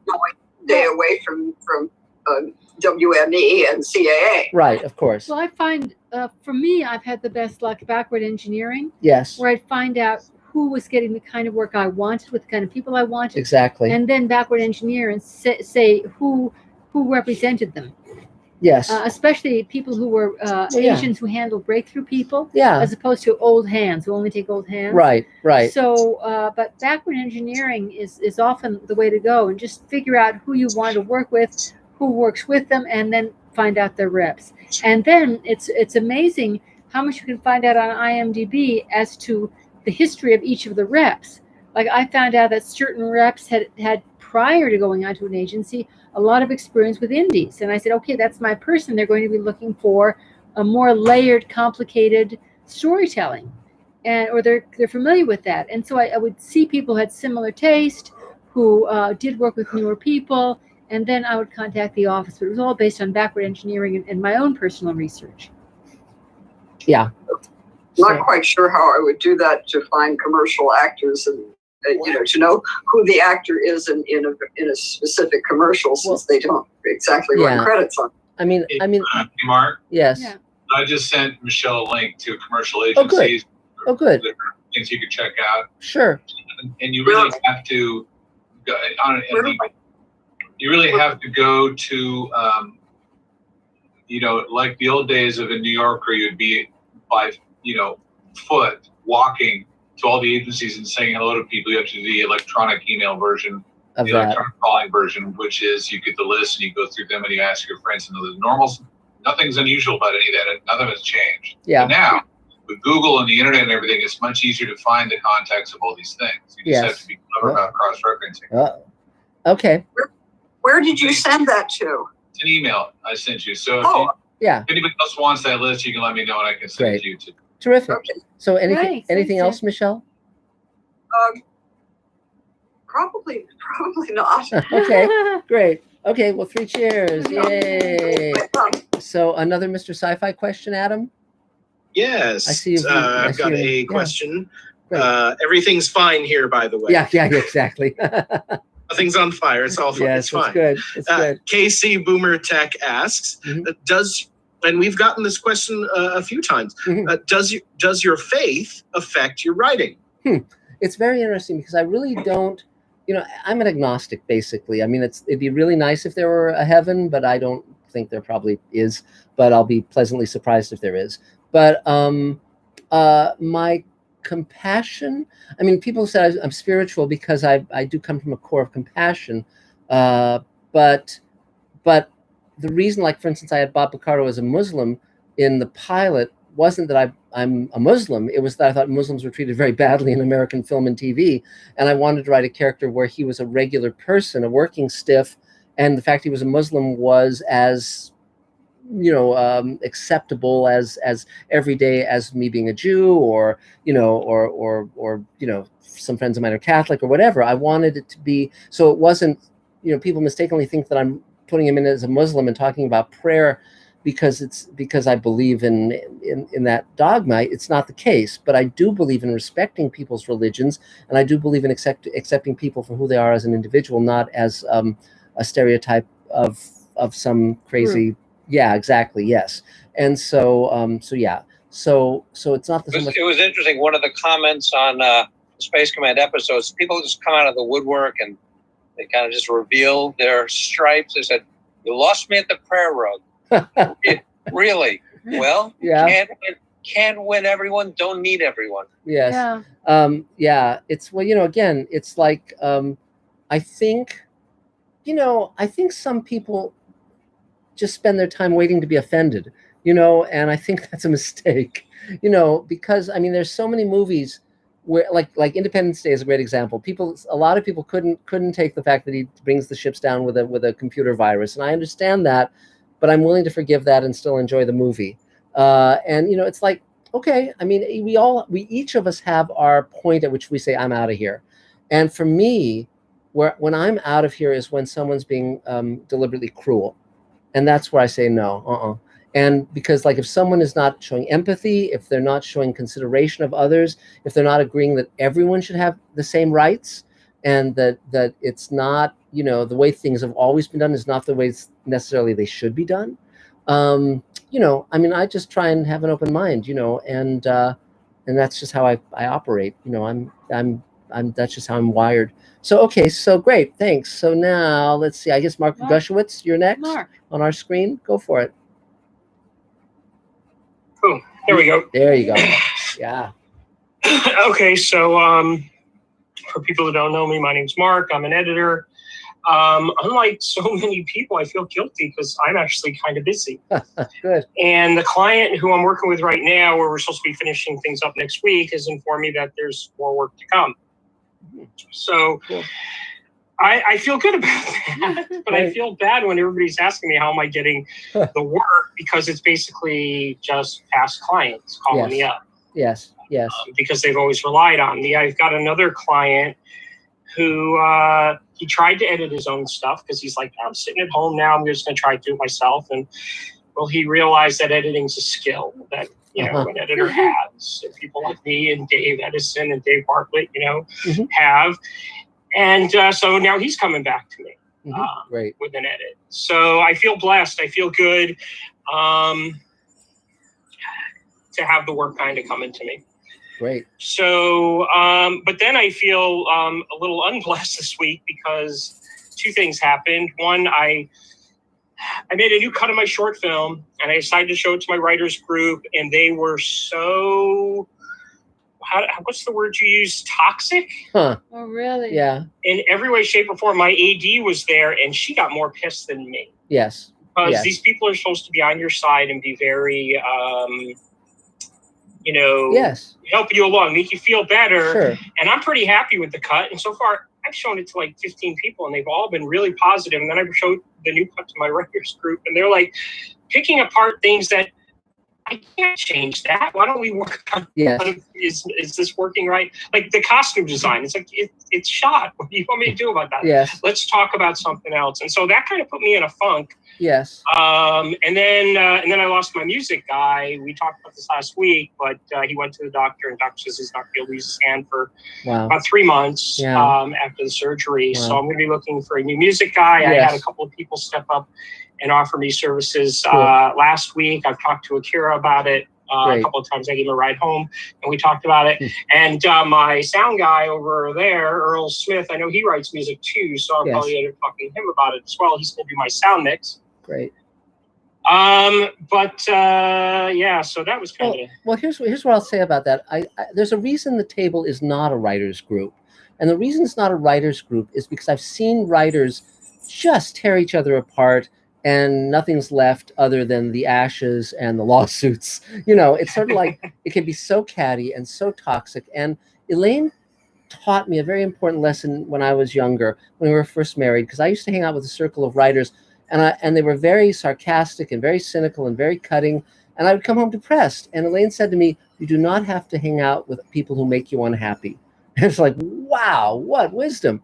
But also with any group, with the table, the reason I have the rule that people have to come to one meeting in person before they can join the table email is because I need people to understand the tone of what we're doing, which is supportive. And I think it's very important to say to people, this is a group where toxicity is not allowed, and this is what toxicity is, and this is how you have to act.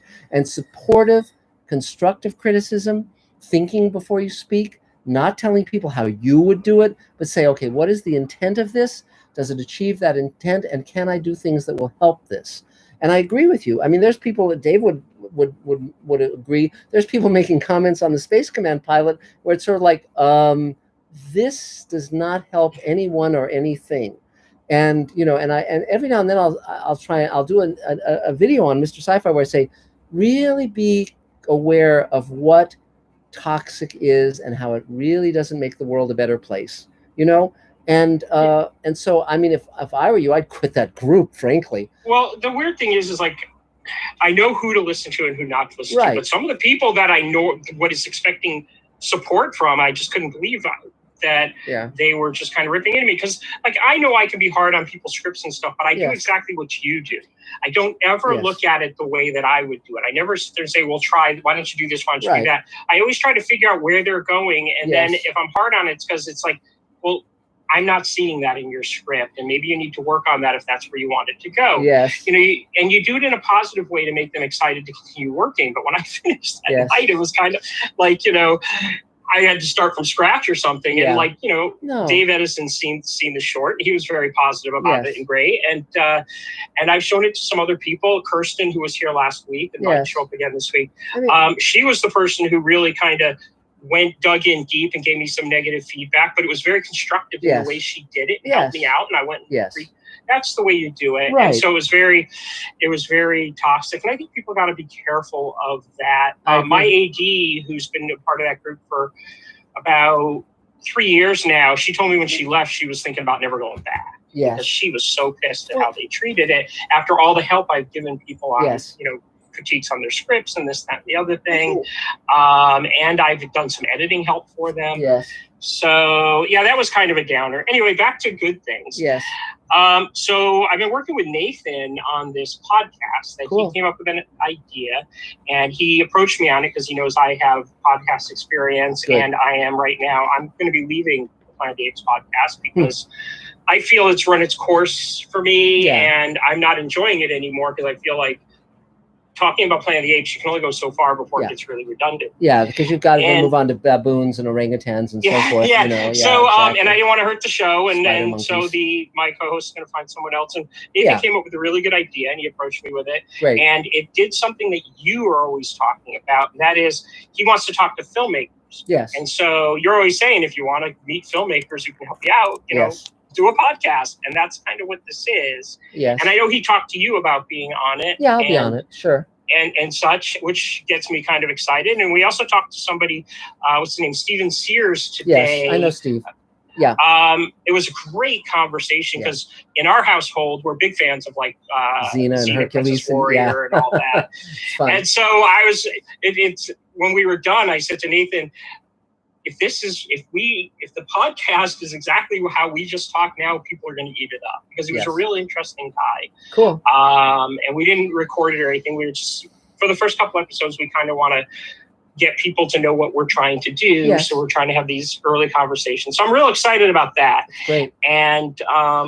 And it was kind of cool to talk to Steven because, like I said, in this household, especially my wife, she just loves Princess Xena and stuff like that. So that was kind of good news. And then the other good news is I've been, I mentioned this 3 or 4 things ago. A producer director who came to me to edit something she's given up on her project. It's just to know what to do with it, and she's asked me to come on and direct the post-production, I guess, and fix her film.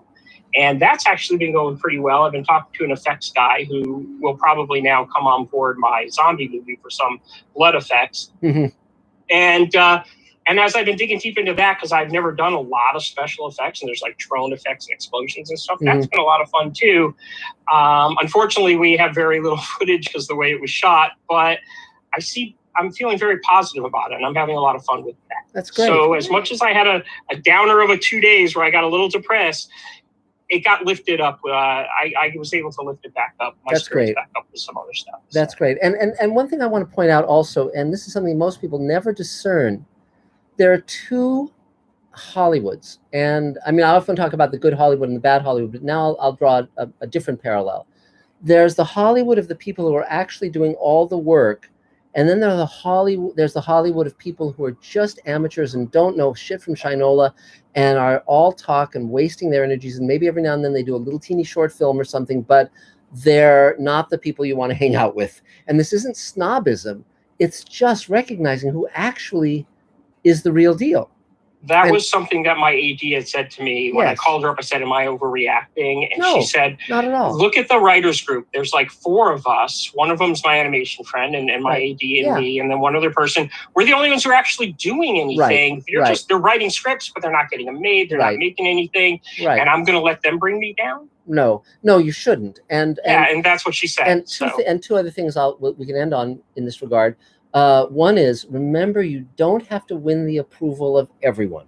You just have to make sure that people who dig that kind of thing dig what you're doing. In other words, if you're doing a zombie film, if someone's a fan of zombie films, is this something that they enjoy? It's like, it doesn't have to be everyone's cup of tea.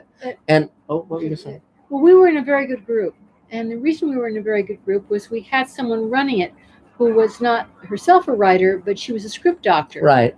And which is better than a script dentist. And one thing that kept it good was when, and it happened more than once, somebody started critiquing out of envy. And insecurity.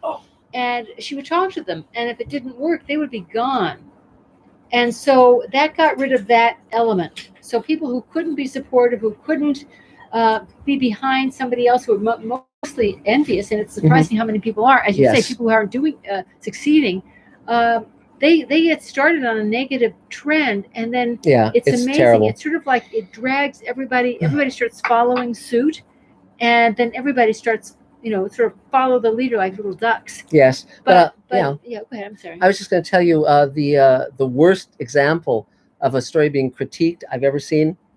When I was 19, I went to the Clarion Writers Workshop, which is the leading science fiction workshop in the country. It was 25 students, 6 famous science fiction writers. We critique each other's stories and write like crazy, and it was quite amazing. And I sold my first short story that way. But there was one guy who wrote a story, and it was a terrible story, and everyone came down on it hard. And we went to lunch, and when we came back, not only had this is back when we all had typewriters, not only had he thrown his typewriter out the window, but he had burned the manuscript of the story and nailed it to the hallway wall.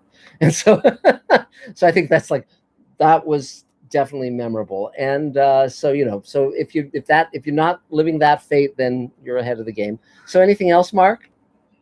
No, not really. Okay. This weekend I'll be sending out my latest cut to people. So Earl, keep an eye out for it, because I'm going to want to start getting some sound ideas. Great. But no, not really. Cool. Just hopefully everybody's doing good during this time of need. And if they need any help with projects that I can do out of my office, great, I'm here. Thanks. Yay. So Adam, do we have any more Mr. Sci-Fi questions?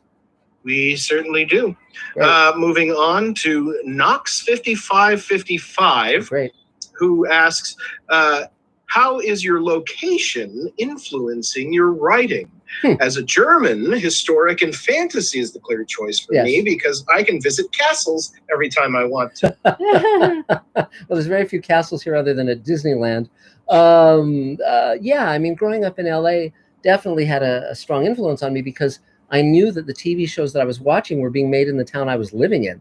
And so getting to go to the Star Trek set and when they were shooting the last episode of the original Star Trek was a dream come true. You'd drive around or whatever, and you'd see stars, Ed McMahon or Flip Wilson or whomever. It's like it was the sense of it being permeable. The fact that the TV wasn't a one-way conversation. And that was really wonderful. Science fiction, of course, aerospace is right here too. So my dad worked at North American Rockwell during the Apollo program. I've had 2 tours of SpaceX, which I think they're amazing. So I'm very plugged in to the world of science and the world of science fiction. I know a lot of the writers, both in TV and film and in novels. And so I made it a point to meet my heroes as soon as I possibly could when I was a teenager. And so that's had a huge influence. I feel very much part of a tradition of science fiction. And there's always that fine line between, sort of a tip of the hat and something that people think is just basically a ripoff. And I never want to be doing a ripoff. I want to be coming up with original content that's meaningful. But I also am very aware of the tradition I'm in. And so that's why, for instance, in Space Command, all the Space Command officers are named after famous science fiction writers of the 50s and 60s.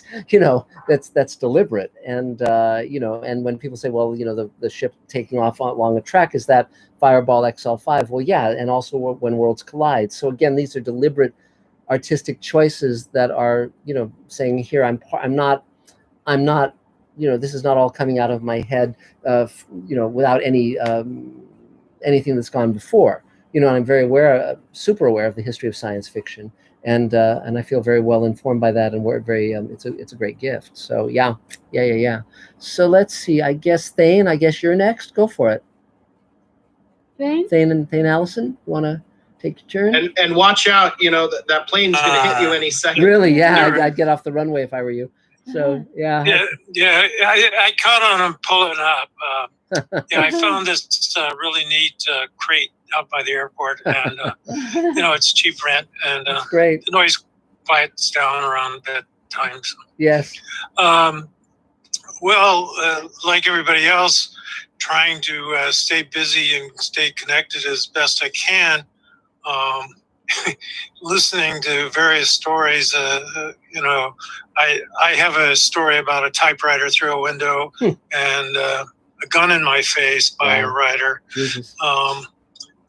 So I guess that's the thing that writers do. Not the good ones. When they get stressed. Yeah.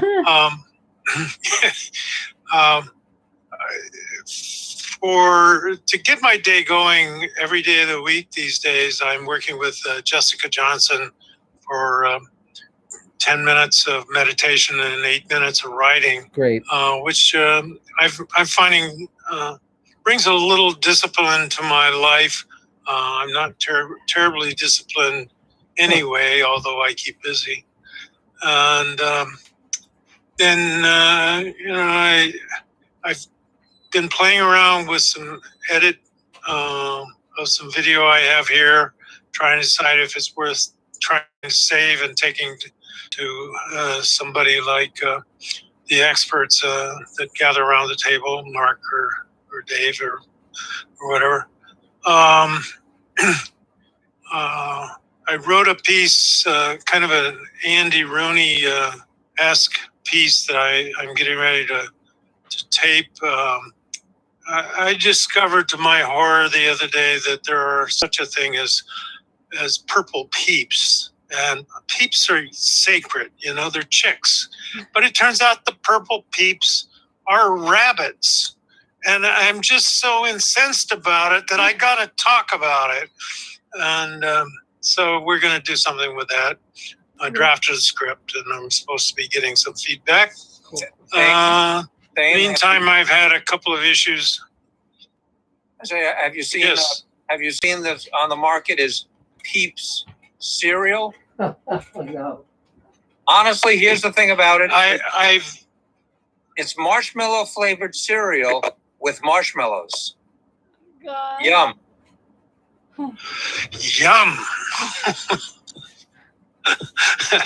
And what's a guy to do? I mean, I'm a pretty tolerant guy, but there are limits to, I don't know, maybe that's a typewriter through the window moment. At any rate, I've had a couple of issues. I'm sorry, Michelle? Peeps as rabbits are a travesty. Peeps are chick, and they're supposed to be yellow. Yes, I've never heard. I've never heard of peep rabbit. Yes. Yeah. And you can toast them over on a meat fork like you would toast a marshmallow over a gas flame, and they will caramelize. Yes. Didn't know. So you can do that with a regular rabbit too. Which, Didn't know. At any rate, my retirement plan. I have me and the bank have a deal. I make payments. They let me rent out some apartment units, and I've had a couple of critical issues over there that have absorbed a certain amount of time, and trying to handle it at a safe distance has been extra challenging. Huh. So that's chewed up a good portion of my quote work time. Mm-hmm. And meanwhile, working on skills, trying to stay disciplined, staying in some semblance of shape, keeping my mind and mouth busy so that when the time comes that somebody needs a grumpy old man in one of their shows, cool. I can be available and have my stamina up so I can manage to stand up for a couple of hours at a time. Great. Nobody's ever offered me an air mattress to lay down on between takes, but Well, maybe that's my fate one day. Yeah, you never know. Well, that's great. You know, I look forward to these evening gatherings.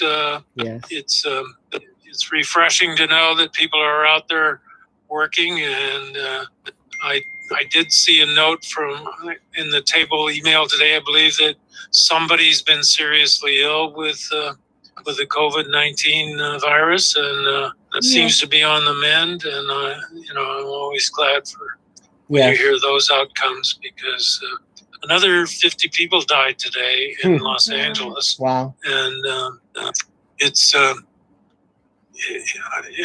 in that category of, first of all, I'm male. Men are dying at twice the rate as women. I'm over 65. I hate to admit that, but a bit over.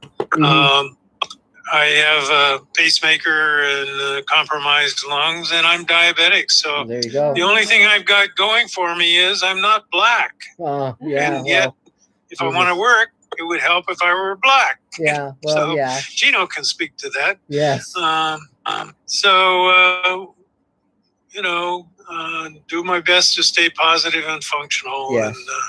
And hopefully a little bit of creativity gets done along the way. Yeah. And again, the good part for all of us is we're alive, and being alive is a miracle and wonderful and gives us possibility. So, one of the reasons the table exists, one of the reasons it exists, is so people can ask each other for help. And that doesn't mean we don't pull our own weight. That doesn't mean we don't pay it forward, but it does mean that we're not alone. And that's why Elaine and I have been running this for 27 years. And we get as much out of it as anyone does. And, but the thing is, it's community. And that's why it's wonderful. And it's inclusive. And it's always been inclusive. And the more the inclusivity, the better. Young, old, every race, every religion, every ethnicity, every sexual choice. And, so there you go. And so great. But thanks, Thane. Yay, Thane. So thank you. Yay. So Adam, do we have another Mr. Sci-Fi question? Yes, our next question comes from Systems Planet. Wow. Who asks, any plans for a behind the screen special? I'd love to see what software and workflow you use for green screen editing, etc. Yes, and we've actually had some behind the scenes stuff, but we very much want to do more. I would really love to have a documentary on the making of Space Command, because it's been such an astonishing journey, and so many twists and turns. But and we've been talking to Arena about doing some behind the scenes stuff, and we'll see where it all leads. But yeah, it's and as Dave knows, we've saved a ton of footage from the beginning, back when we did the crowdfunding campaign. So there's a ton of material to weave together into just a spectacular narrative. So yeah, that's definitely a plan. So let's see. So Mac Daddy, if you want to take your turn. Hi. For reference, that's not my name. Yes. I didn't know that my Gmail had that. Yes. But I am Michaela. Great. I am a singer-songwriter from New York. Great. I also have a technical certification in digital multimedia. Cool. So I do a bit of video editing and sound editing. Great. Stuff like that. I'm just kind of dipping my toes in the water. Great. And it's my first time here. Great. So is there anything you need, or do you have any questions? Not really. I'm just, Yeah. feeling it out. That's great. Well, I mean, several things I would say in that regard. And again, Elaine and I are writer, producer, directors. We've done hundreds of hours of network TV, bestsellers in fiction and nonfiction, etc. The thing I've learned over the years is to not be afraid of failure, and to not be worried about what people will think. It's basically, what do I want to do? It's like, I envision myself as being in the candy store, and it's just, what candy do I want? And, and inviting others to share in the party. It's like, any fears or doubts that impede me from getting on with my work, I try and silence those as much as I can. And again, I recognize that for me, my job is to come up with a crazy idea and then convince other people to embark upon it with me. And Dave will certainly speak to that, and David Bartlett and Elaine. I mean, it's just, yeah. I mean, I want to have a T-shirt that says, head lemming. It's like, follow me, guys. What he's saying is, it's great to dip your toes in, but it's better to jump into the deep end. Well, yeah, because it's surprising what you can do when you're in there. And again, one has to be cautious to a certain degree. I mean, my mentor, my dear friend and mentor Ray Bradbury, used to say, "Jump off a cliff and build your wings on the way down." And I understand what he meant by that, but also one has to have a sense of, okay, what's going to increase my chances of not hitting the pavement? So there are things one can do that will increase your odds. But yeah. So anything else you need right now? Nope. Not really. Well, great. Well, welcome. 3 cheers. Thank Yay. So any other Mr. Sci-Fi questions, Adam? Yes, moving on to our next question from Dewey Osborne, who asks, will you have any characters like Q from Star Trek Next Generation in your shows? I always found Q an extremely problematic character, and I know that people loved him, and I like John Delancey, and I'd very much like to work with John Delancey. I think he's a terrific actor. But making a character all-powerful, it was sort of like, well, for me, that makes him uninteresting, because it's sort of like there's no limitations. Where's the kryptonite for that character? I found him just kind of a very boring character because he was all-powerful. And so it's like, I generally found the episodes with Q boring personally, and I never saw one that I really liked. Now, I didn't see all of them because by the time it got to several seasons in and Q would appear, I would turn off the TV, basically. So he's not my favorite character, but I do very much like John Delancey. So that's the answer to that one. So I guess, David Bartlett, you're up. Go for it. Yep, not unmuted yet. Yep, one moment. There you go. Okay. Go for it. Oh boy, excuse me. That's fine. I'm David Bartlett. I'm a filmmaker, a teacher, a human rights activist, and I am the co-producer of Space Command. Yay! There's much rejoicing. Yay! So I made my first film when I was 10 years old. I was a big fan of Star Trek, the original TV series. Yeah. I was a manager of a movie theater at 19 years old that played Star Trek the Motion Picture, where people were camped out for 3 or 4 days to be the first ones to see the film. Wow. And then I started working in LA in 1980 and met Robert Wise, the director of Star Trek the Motion Picture, and he became an advisor of mine. I got to work with him at the Motion Picture Home on a short there. Yes. And then later on, I was able to work with George Takei and Nichelle Nichols both. So Star Trek is part of my DNA too, and at several different levels. Yeah. It's cool. And, so and you got to be an actor yesterday. That was great fun. Yes, I did. He is in the Space Command episode. With one of the 2 things you don't want to do, which is to work with dogs or children. Yes. I worked with 2 dogs who were lovely. They were. I did get bitten a couple times. But it was all fun. It's great. I've sent the first cut of that scene, and I could actually share my screen and show it here if you want. Yes. Sure. Yes. Why don't you? Yeah. Sure. It's really great. Okay. All right, go on. Here we go. Yeah. Okay. I figured David would speak. Yeah, then I just watched it. You're good. Yeah. Okay. So, do you want to finish your turn, David, and then we'll show the piece? Sure. Okay. So anyway, I moved to LA, like I said, and I started working in low budget films with Roger Corman. You can look him up. He was one of the pioneers. He started off with a few filmmakers you've probably heard of, like Ron Howard and James Cameron and Sylvester Stallone as the movie star and Jack Nicholson. And I worked with Jim Cameron as a set carpenter, and that was a lot of fun on 3 films. I actually have the films. They are great. These 3 films. Wow. These great Roger Corman classics. One of them a rip-off of Alien, one of them rip-off of an Android film, and I don't know what the third one was, but wow. Cool. They all use the same sets for 3 different movies. So I learned a lot that was very helpful to me later when I worked on Space Command. Yay. And then still moving forward, having built a new studio, ready to shoot something as soon as the COVID lifts. Yes. And all that. So anyway, I worked at the studios after that for a long time, doing films like Pulp Fiction and Speed and Total Recall. and that was great fun. And then I stopped doing that and was doing independent films, a lot of them of my own, and I've won 64 film festival awards. Great. So the cool thing now is that I did a film called I Am the Flag starring Jimmy Weldon. It's on YouTube. I would love to get people subscribing because as of this time tomorrow, it'll be around 400,000 views. Wow. And it's nothing but a purely patriotic film. It's got nothing else going on with it at all except for promotes the concept of patriotism and the flag of the U.S. Great. And it's really beautiful, and I'm going to get great reviews on it. People love it. I've got 400,000 views, and I think there's like 25 dislikes. Wow. Thumbs down. One person said he has a review of the people that give it a thumbs down, and it's one finger. That's funny.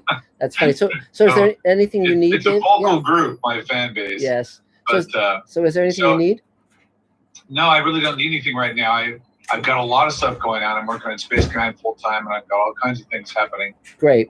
Popping in my universe. I've got need for volunteers on occasion. Yes. Anyone interested in working with Space Command, this is a good time for it. Yes. We have a ton of fulfillment items for Kickstarter campaigns that need to be gotten out. Yeah. And a lot of that can be done electronically. Yes. So emails, writing letters, helping us with those sorts of things. I've got a couple people helping now, which is great. I've got a small staff, and we're really taking the opportunity here to make lemonade out of lemons here with the coronavirus. So we can actually take this time now to focus on this and get a lot of this out of the way that's really been around for a while, and people are very happy to get their perks fulfilled. Cool. That's great. So you can email me at davefilms@hotmail.com or contact anybody at the table or through the table email and just let me know that way. Great. Well, thank you, David. Now let me set up the scene. Yay! Let me set up the scene that David is in. This is the first assemblage of this footage. The basic plot of the episode is it's like Spoon River Anthology, where you have a lot of characters talking to the screen, talking to various people in their lives, talking about their lives. And in the pilot, we had basically like a TED Talk where Bill Mumy, who plays sort of this Steve Jobs kind of super inventor, invents the first android, a synthetic. Doug Jones plays the synthetic, Dor Nevin, and he says any questions, and David Bartlett as Forey Hubbard asks a question. So he has a close up, ready for my close up, Mr. DeMille. So David had the idea for how we could reprise that character in this episode, and then I came up with the idea that because we have two little dogs that just love David, my thought was, don't spoil the gag. But okay, I won't spoil the gag. So do you want to play it, Dave? All right, so well, let's see if this works. But here we go. Yeah. Let's see if I can get your sound on this too. Yeah. Good luck. And let's see, QuickTime Player. Here we go. And let's go full screen on that, and let's see what this goes. How this goes.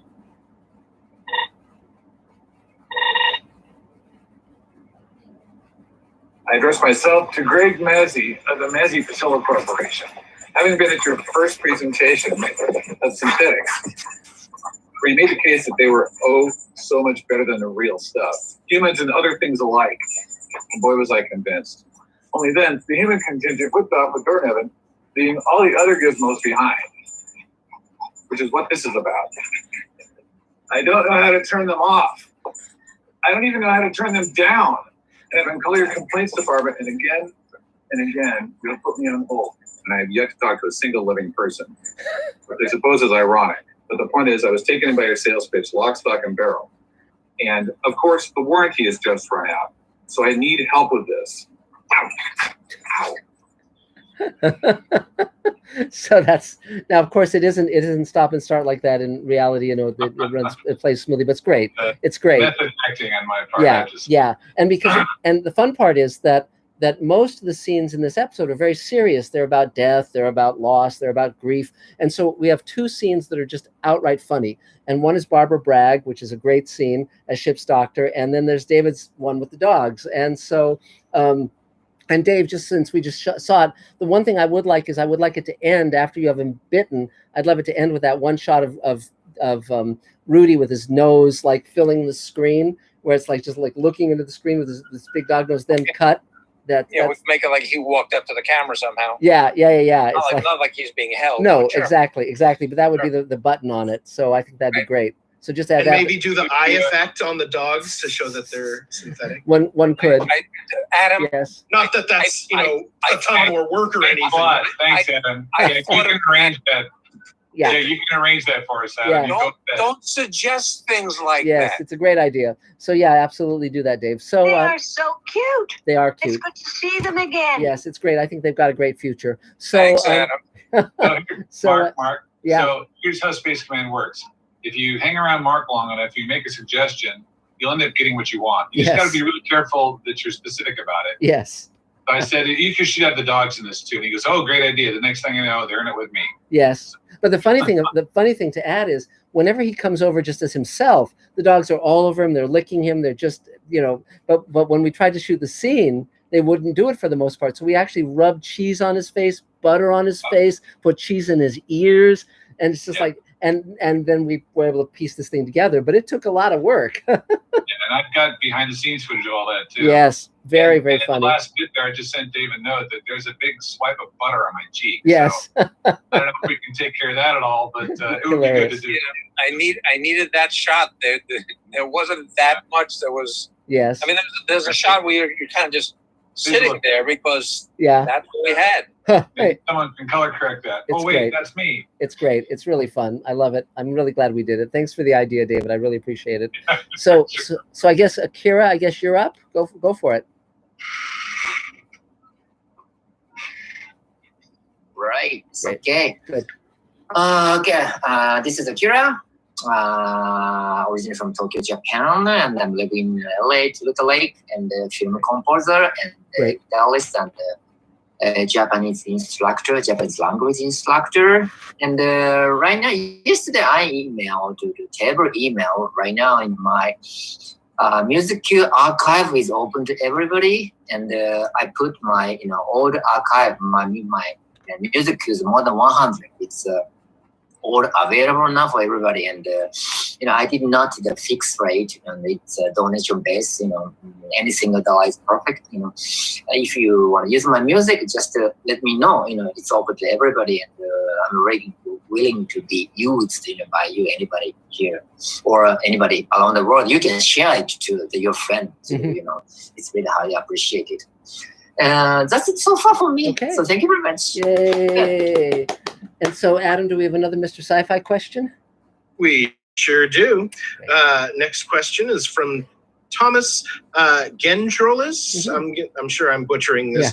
But he asks, can you tell me what Magic Time is about? Yes, thank you for the question. Elaine and I came up with an idea for a TV show where all the machines in the world stop running and magic comes back. And certain people turn into the creatures they are, the archetypal mythical creatures they are by their nature. And so we wrote it to our pilot. It got optioned by Henson and Davis Entertainment. It was optioned 8 times. And then I sold it as a trilogy of novels to HarperCollins, and it hit the bestseller list. And so now we're going to be doing it as a TV series. So I wrote a role for Christina Moses. I wrote a role for Armin Shimmerman. I'm going to read Brian McClure from Space Command for the lead role. We did it as an audio play that you can buy from Skyboat Media of the entire pilot. And so Amazon is now considering Magic Time as well as Space Command. Magic Time is absolutely a project that we're going to be shooting sooner rather than later. And I really love it. It's a lot of fun, and it's got great characters, and I can't wait. Can't wait. So so that's what Magic Time is. And the books are on audio. They're from Blackstone Audio as well as from HarperCollins. And you can go on Amazon and buy all 3 of them and have a good old time. So that's the answer to that. So Dave Edison, why don't you take your turn? Okay, hi everyone. I've been, if you see me looking up like this, because I'm actually on a screen up here. I'm actually working on Space Command, trying to get some shots together for the pandemic episode, the selfie episode. Yes. It's called Ripple Effect. Yes. That's the week. It's been a lot of that because this was a very simple episode, right, Mark? Yes, very simple. People just going to shoot at home on their phones and we'll just slap it together. Yes. No VFX, no. Yes. Tons of VFX. Yeah. So, and without a VFX team, I'm doing it. So you're doing great. It's okay. It's a cobbled together piece of work, but with the understanding of what we've had to do to put it together, it kind of works. It's great. So that's the word I was looking for. Yeah, Nice. it's fun. I mean, by the way, I'm wearing my Keenan Ivory Wayans show shirt from when I was the post-production supervisor on that show. Wow. The fact that I'm wearing the shirt tells you one thing. It's time to do laundry. Yes. So I don't know. Others have I don't know. We'll do this again next week, won't we? Yes, we will. Yay. Stay well, everyone. Cheers. Any other Mr. Sci-Fi questions, Adam? Let's see. I'm trying to filter through these for ones I can understand. O.D. Sure. Dillon asks, how is it that green screen filming going so far? I think he's talking about the what you call it, ripple effect. Yeah, I mean, we need, we need to key the shots better, and I mean, we need to sand them down a little bit, but it's working. I mean, it's working, and the cool thing is that not everything is green screen. So some things are actually shot in the real homes of our actors. Some things are shot like with the scene with Nichelle Nichols and the scene with Angelique Scott and Nathaniel Freeman. We actually shot those scenes before the pandemic, so that kind of opens it up a little bit. Certain visual effect shots we had that we just hadn't used yet, and so that helps a lot too. We're using things from all sorts of places, and but the green screen is definitely vital for what we're doing. The most challenging, or one of the most challenging scenes, is the fact that there's a scene between Bob Picardo and Doug Jones, where Doug Jones, we couldn't put him back in the makeup or the costume, so we basically recorded all of his lines, and then we're finding green screen shots in the dailies of the pilot that we can drop his lines in to make it look like he and Bob Picardo are in the scene together, and it's working, coming along great. But it's definitely taking some time and effort, but it's very fun. The thing about that scene is that it was footage that we had originally shot on a red camera. Yes. In 4K, so it's good footage. Yes. The problem is when you get cell phone footage that's lit so with a green screen, you've got a compressed video, so you've got certain challenges that we might overcome or we might not overcome that well. And it just goes back to that old saying, it's not just good, it's good enough. Yes, which is a saying I don't say, but you do. So, all the time. but also there's another fascinating thing, which is again a concern for all of us making content, which is that when I started in television, you knew that you were making content for TV sets that would be anywhere from maybe 12 inches on the smallest side to maybe 20-something inches on the larger side. So it was a fairly narrow range for composing your shots. Now you know that your content could be seen on an iPhone or a cell phone screen, or something that's like 80 inches, and so you have to compose for both of those possibilities. And so it has to look good on a big screen, and it has to look good on a little screen. And that's an interesting challenge. And so what I tend to do is I tend to watch it on both. And audio too. Yes, audio too. And so everywhere from someone listening on earbuds to someone listening on a big surround sound system. So, but that's just comes with the, but also my whole thing is that if the content is engaging, people will be forgiving of whatever glitches, as long as the sound is intelligible, so, but absolutely. So I guess Earl Smith, you're next. Go for it. Whoop, we can't hear you yet. Oh, there you go. Hey everyone, how you doing? Wow, good mic. So am I too loud? No, you're fine. You're fine. Okay. Earl Smith, sound designer, music composer, music producer, songwriter. Great. I got a question. So for Mark, for everyone, sure. So anyone wants to chime in as well. There's a couple actors that I'm really big fans of. Sure. And a lot of times my reason for being fan, I like them so much, is mainly them standing outside of the box and equality. And there's one thing I like about what you said earlier, Mark, about the tone that you set. I love the tone here. Yeah. So Sandra Oh is one of those actors that's one of my favorite actors. Huh. So I stumbled and saw her on Facebook. I sent her a friend request and she accepted it. Right. I posted on her wall, "Hey Sandra, huge fan. So happy that we can connect here. Hope you're well." Mm-hmm. She sends me a private message. And it said, it's my pleasure to receive your friendship, and I wanted you to know I'm always committed to supporting and empowering people all over the world. To leave a message about yourself and how we can collaborate together. Wow, that's great. So I give a spiel, you know, I'm a single father in the films and la la la. Right. And she responds back, that's so great and nice. And I talk about father's approval, that I'm a big supporter of that. Yeah. And she says she agrees the role of that's totally not that she totally agrees about the role of a father. Keep in touch and open to collaborations and new opportunities. Let me know should you need my support. Wow, that's great. Congratulations. Thank you. So what does that mean? I mean, when you have someone at that scale, she finds you hot. No, it's not. No, she's it means that she's open to what you have to offer. She's open to what your journey is. You know, I mean, just think about what you actually want. And, you know, because I'm always sort of like, what do you bring to the equation and what do you want? I mean, for instance, you can say to her, if you're doing any kind of proposal or pitches where you need sound done just as for free, as a favor, I'd be happy to do sound, you know, post sound for you on like any kind of sizzle reels or any of that kind of stuff.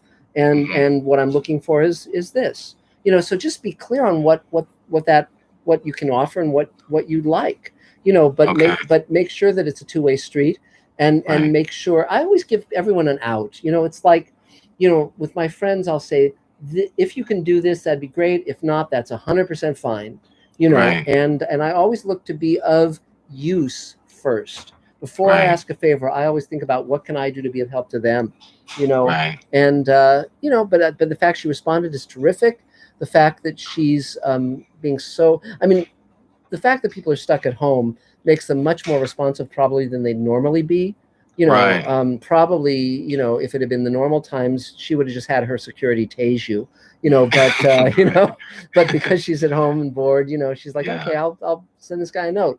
I mean, I always assume that when people are being friendly and offering to help, that they mean it, you know, and, but I don't rely on that, you know. I just, you know, I assume the best, but don't get bent out of shape if that doesn't come through, follow through, you know, if it doesn't come to fruition. You know, but yeah, I think that's great. Yeah, you're doing good.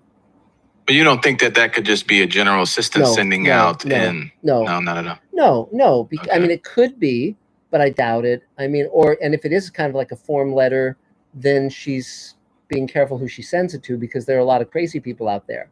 You know? But no, but see, Sandra of course, has had enormous struggles as an Asian woman, and not a gorgeous. I mean, she's like kind of, you know, a little odd looking, and so you know, I've met her actually, interestingly enough, when she was married to that director who did Downsizing. They were having a big argument, and you could tell when they got divorced that it was no surprise. But you know, but you know, I think she's looking for. She realizes that for her to have career longevity, she's got to have access to material. She's got to have access to talented people. You know, she's got to be the one who drives her career. She's not going to be handed anything, you know, on a silver platter. She's got to make stuff happen, and that's why I think she's aware that you can find a pot of gold anywhere if you're just looking for something out of the ordinary. And so I think she's being smart. I think she's being very smart. Yeah. I saw an interview she did. It was about her story. Yeah. It's a whole bunch of actors about their story, and she talked about creating opportunity. Yes. And that, you know, it really resonated with me. Yeah. Have nice things to say about Killing Eve. Yes, that's her show. I had not seen it, and so I started looking at it the other day, and I love it. Yes, but again, the kind of the Kill Bill kind of tone, and I always love her acting because she's so connected to her inner empathy. Yes. You can tell she's gone through some struggles. She's gone through it, and you could see it in her eyes. And because of that, she's able to portray this emotion. Yes. That she's able to touch at the tip of her tongue, and I relate with that. That's great. That's great. So then, so just think about. I would sit down with a piece of paper and just think, okay, what services could I offer? Particularly easy ones, like the sizzle reel thing where you do stuff for free. That's a I'm taste totally spoon. cool with that. And the other thing is, like, what do you actually want to have happen? Just get clarity. Because again, what served me extremely well is that I'm super clear. And because I'm super clear, it then, like, for instance, even with this episode I'm doing, it's like, you know, it's like, this is what I want from my actors. It's like, here's how you shoot it. This is what it is. This is the time frame. I'm very, very clear. And that comes from that, and that comes from you know, laying track for many, many years of relationship. You know, like with Armin Shimmerman, my friend Armin, you know, when I first saw him on Deep Space Nine, I said to a friend of mine who was a director on Star Trek, I want to meet that guy. So even before I'd written roles for him, even before he'd been in shows that I was writing, he, you know, I met him. And I said, I'm gonna write a role for you. I'm gonna hire you. And later he told me I was the only producer who ever said that and actually came through. And that was meaningful. And you know, so that's some of it. Anything else, Earl? That's it. Okay. That's it. Yay. So any Mr. Sci-Fi questions, Adam? Any further questions? Yeah, we're I've cut off new questions, but I'm catching up on the old ones. Great. So I've got I had it for a moment. There it is. Dewey Osborne asks, what kind of weapons will be used? I think he's talking about in Space Command in general. We have blasters. We've got you know, rifles. Essentially, I mean, we don't have anything like rail guns, which is something in The Expanse that I actually like. You know, we've got it varies. What kind of weaponry we have depends on who's wielding it. And so there's a very, very, very awesome, powerful weapon from an alien technology that is a threat at one point, and that's kind of fun. That's coming up in episode 2. And also surprise and fear and almost fanatical devotion to the Pope. Yes. That's from Monty Python for those who don't know. So okay, cool, great, thanks. So now let's see. I guess it's you, Louis. Louis Shapiro, go for it. Unmute. There. Oh, you had it. Oh, getting it. Hi, there we go. I haven't attended a meeting in a long time, but I'm glad to be back. Yeah. Good to have you. Thanks. I've been pretty busy just, you know, watching things. Last night I watched the documentary about the New York Public Library. Wow, I've heard it's good. Oh, yeah. I mean, Karl Marx wrote a letter to Abraham Lincoln. Wow. Telling him that a free society wouldn't be able to exist. Huh. Wow. Yeah, well, I mean, I never connected the two, you know. Wow. Yeah, that's fun. Well, there was, yeah, go ahead, please.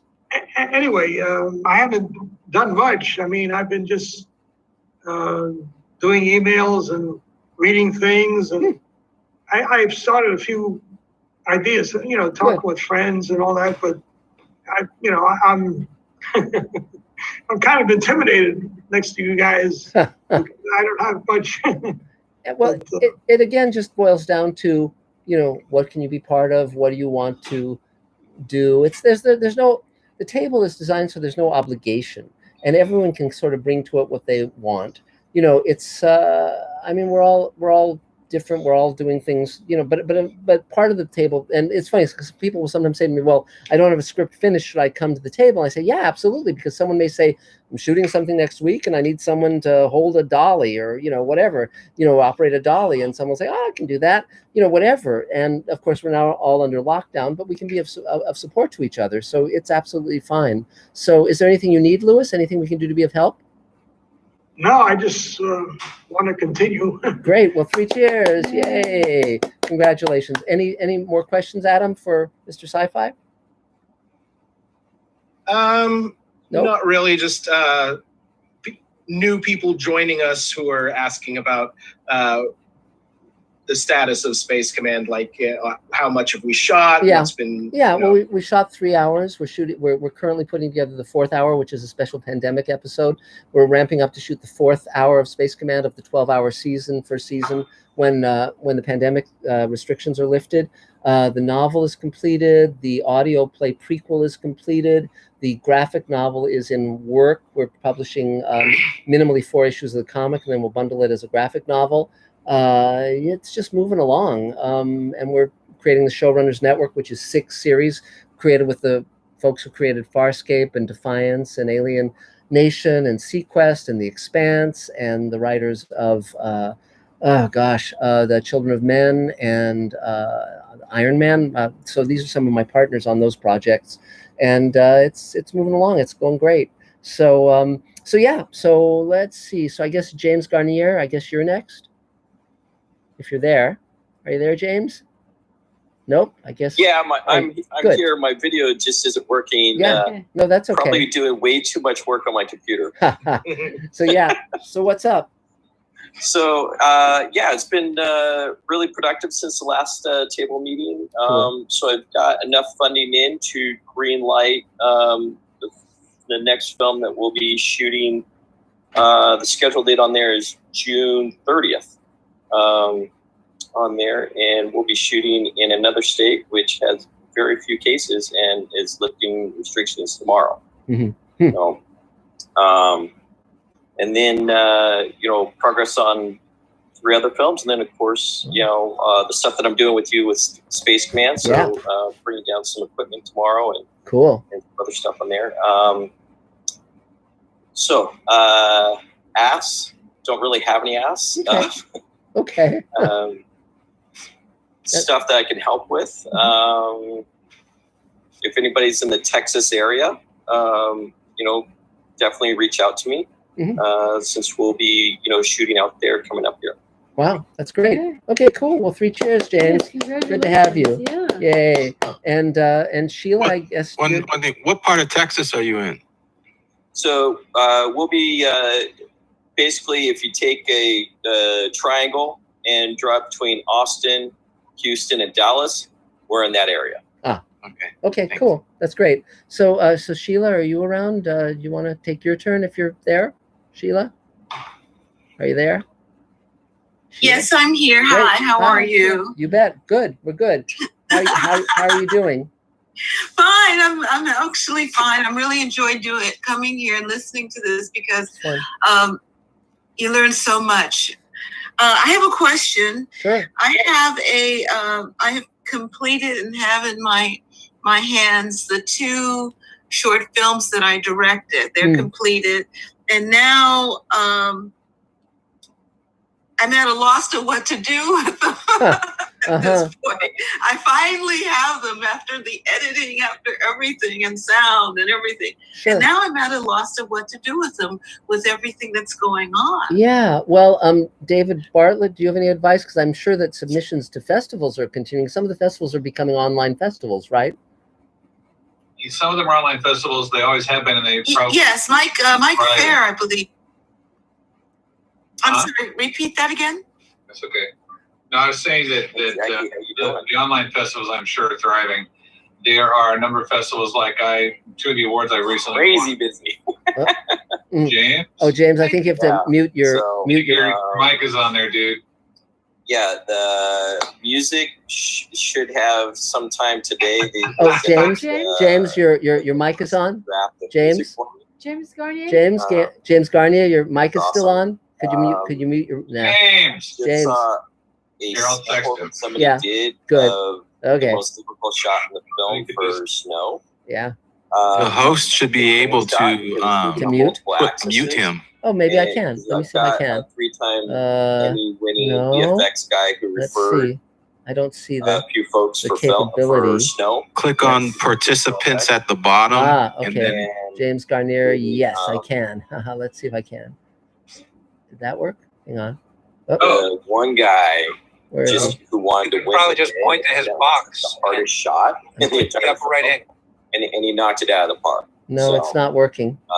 James, your microphone is on, and you're broadcasting live the entire table right now. 3-time Emmy winners, like, dude, this thing he's could cost you just so much for this one shot. You're gonna need to just do a freeze frame. And Mark, you're not signed in as host. I'm not signed in as the host. Okay, that's the problem. Well, that's the problem. I see. Okay, who's the host?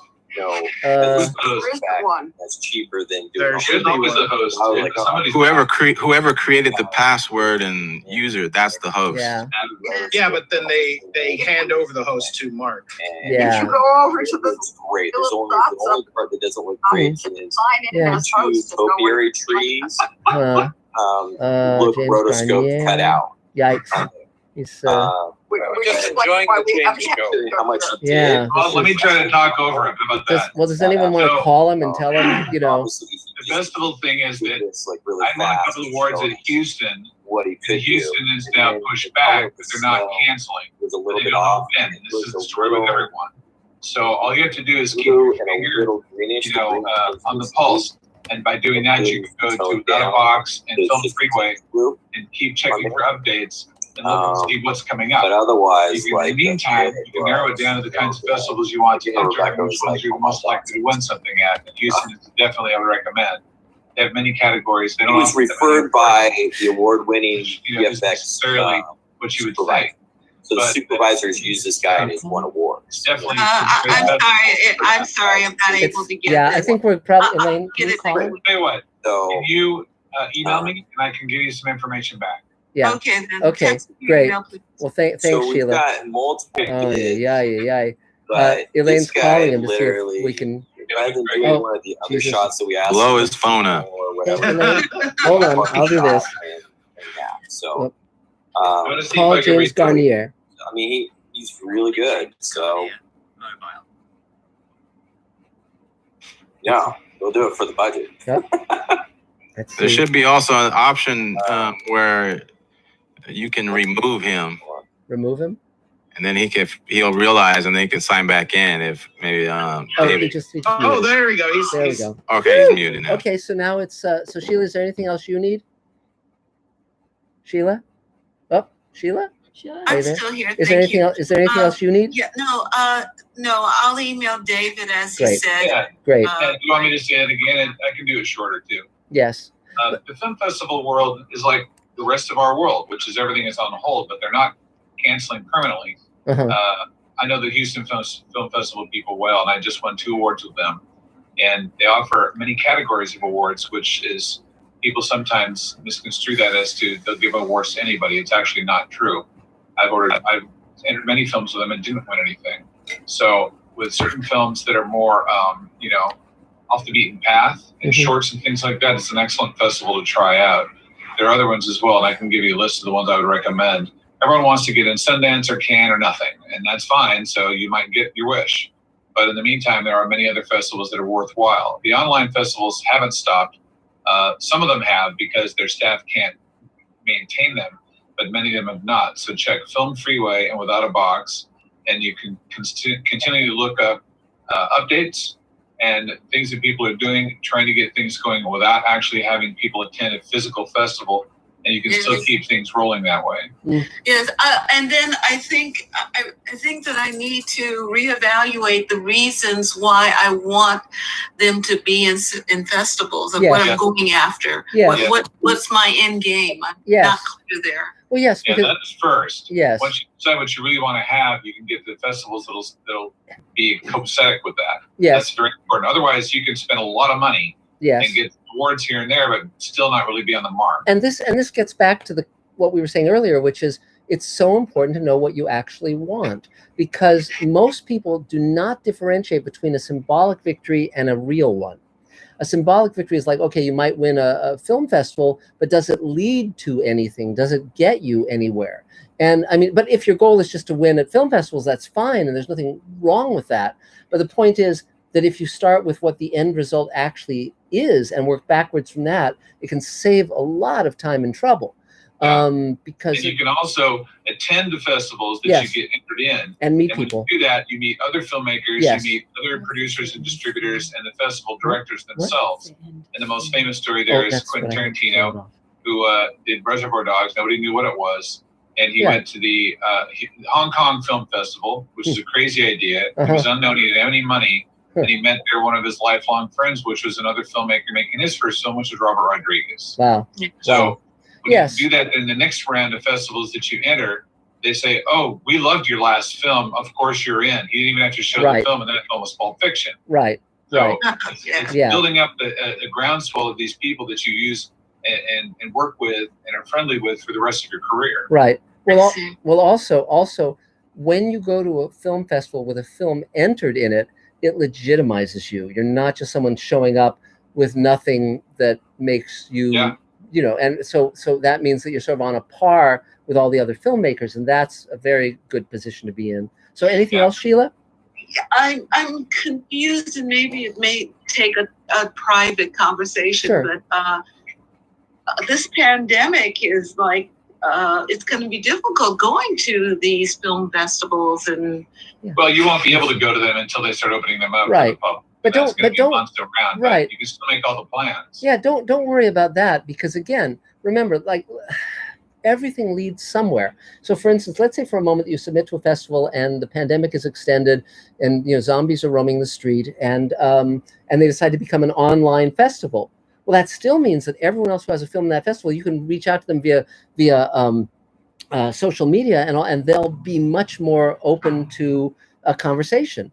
So don't worry about, oh, well, what if it's canceled, blah, blah, blah, blah, blah. Just take the action and see where it leads.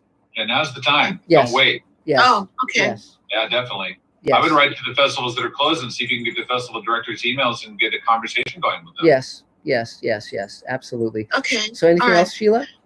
Thank you very much. Okay, yay. Thank you. So now I guess it's Elaine's turn. Wonderful Elaine. Go for it. Yay, Elaine. Yes, well, please forgive my brief absence. I was walking. The stars. Yeah, these guys. Yeah, these guys. These guys. Yeah. So, I feel very lucky because we're plugging along and are insanely busy because he keeps getting these terrible ideas. Yes. and so, but thank goodness I have Dave Bartlett and Dave Edison to get the stuff in my head actually, and also our wonderful actors. Yes. To get the stuff in my head into some sort of external form that everybody else can say, oh, that's not too bad. Cool. So, Michelle did a beautiful job, and Dave Bartlett did a beautiful job in terms of shooting it and lighting our scene. And of course, Dave Edison is constantly putting the darn things together so they make some kind of sense. Yes. So, I'm doing good. I feel very, very lucky in that we're too busy during this period, and we're working with some extremely exciting actors. Yes. So it's a pretty good time. We're very fortunate. Mm-hmm. Yeah. So that's it for me. Yay. And then I guess finally it's me, wonderful me. Things are great. I have no complaints. I mean, I have Elaine here with me and the dogs, and I have my wonderful team, Dave Edison, David Bartlett, Adam, everyone who's helping in every way, shape, or form. We're moving forward on Space Command. It's going great. I love what the footage we're getting in from our actors for this new pandemic episode. It's really thrilling. When the first hour took us, 5-6 years, whereas this episode's going to take a matter of weeks. It's great. It's terrific. And beyond, go ahead. Yeah, and beyond that, I'm gonna we're halfway through the Sweet Haven script, which is the one about the where everyone in the world under 60 dies thanks to a disease that gets out of hand, and so it's perfect timing. And we came up with that idea before the pandemic, and so we're going to have our actors, George Takei and Bob Picardo and Mira Furlan and Mike Harney and so forth. We're going to do a table read via Zoom where all the Mr. Sci-Fi audience and table members can watch it. And then we'll start shooting the scenes as the strictures allow us to. But we're not stopped. And I'm writing the Green Lighting Yourself book, and also, you remember a few weeks ago I was saying I wanted to get more eyes on the pilot of Space Command, and I came up with an idea, which was because we were only getting a few thousand, and I thought, okay, what's a title? Guys, that wasn't dogs. Come on, but I came up with cheese. Yeah, do you want to maybe give him a treat? Yeah, there you go. That works. But I came up with the idea of a title that would get people to pay attention. The title was The Greatest Star Trek Series You're Not Watching. And in less than a week, we're heading toward 200,000 views. So that's really good. And, so because it's Star Trek actors, Star Trek writers, Star Trek actors, etc. So it's really fun. And it's all the different generations of Star Trek, from the original Star Trek with Nichelle Nichols all the way through Discovery with Doug Jones. So very fun. So in terms of what I need, I'm fine. We're doing what we need to do. I have to raise more money for Space Command. So anyone who wants to buy shares or throw some money at Patreon, we're going to do another crowdfunding campaign sooner rather than later. But for now, we're fine. We're okay. And it just keeps going. So one thing that's really fun about this new episode is that I'm able to introduce characters that are in the later episodes of the season. So Armin Shimmerman's character and Catherine McEwen's character and Aaron Gaffey, he won the talent search to play Matt Kemmer, 6-7 years ago, and finally we're able to shoot a scene with him, thank God, while he's still ambulatory. And so it's been a joy. So I think that's it for now, unless anyone has anything to add. But Dave Edison's been a wonderful help, and David Bartlett, and it was great to shoot the scene with the dogs with David Bartlett. I think that's going to be a fan favorite. You'll be signing photos of you with those dogs for the rest of your life. And April Adams did just join us. You just joined, April. Do you want to check in for a minute? And Mark, I can say one thing about Yes. that costume. Yes. That costume was cobbled together out of costumes that were left over from someone else's shoot. Yes, very fun. I bought the shirt, but the kimono and Yes. the cummerbund of the kimono were found in the garage Marks in a box. It's great. It's great. Yeah, people have been waiting for the natural successor to Oscar Wilde, and now we have one. So, April, do you want to check in quickly? We're about to close up because we started an hour early. Oh, we can't hear you. Can you turn on your mic? Oh. Cut it out. Cut it out. Okay. Oh, April, is your mic on? Can we hear you? Oh, no, we can't hear you. Can you unmute yourself? Oh, nope. Okay, well then we'll just pick it up next time with you then, April. It's okay. Sorry about that. But so great. So thank you, everyone. It's been great as always. Thank you, Space Command and Mr. Sci-Fi fans. And we'll be here same bat time, same bat station next time, I'm sure. And thank you all. Yay! Thanks, guys. Thank you all. Talk soon. Bye. Bye, guys. Bye. Bye. Bye. Oh, there we go. Okay, great. Thanks, guys.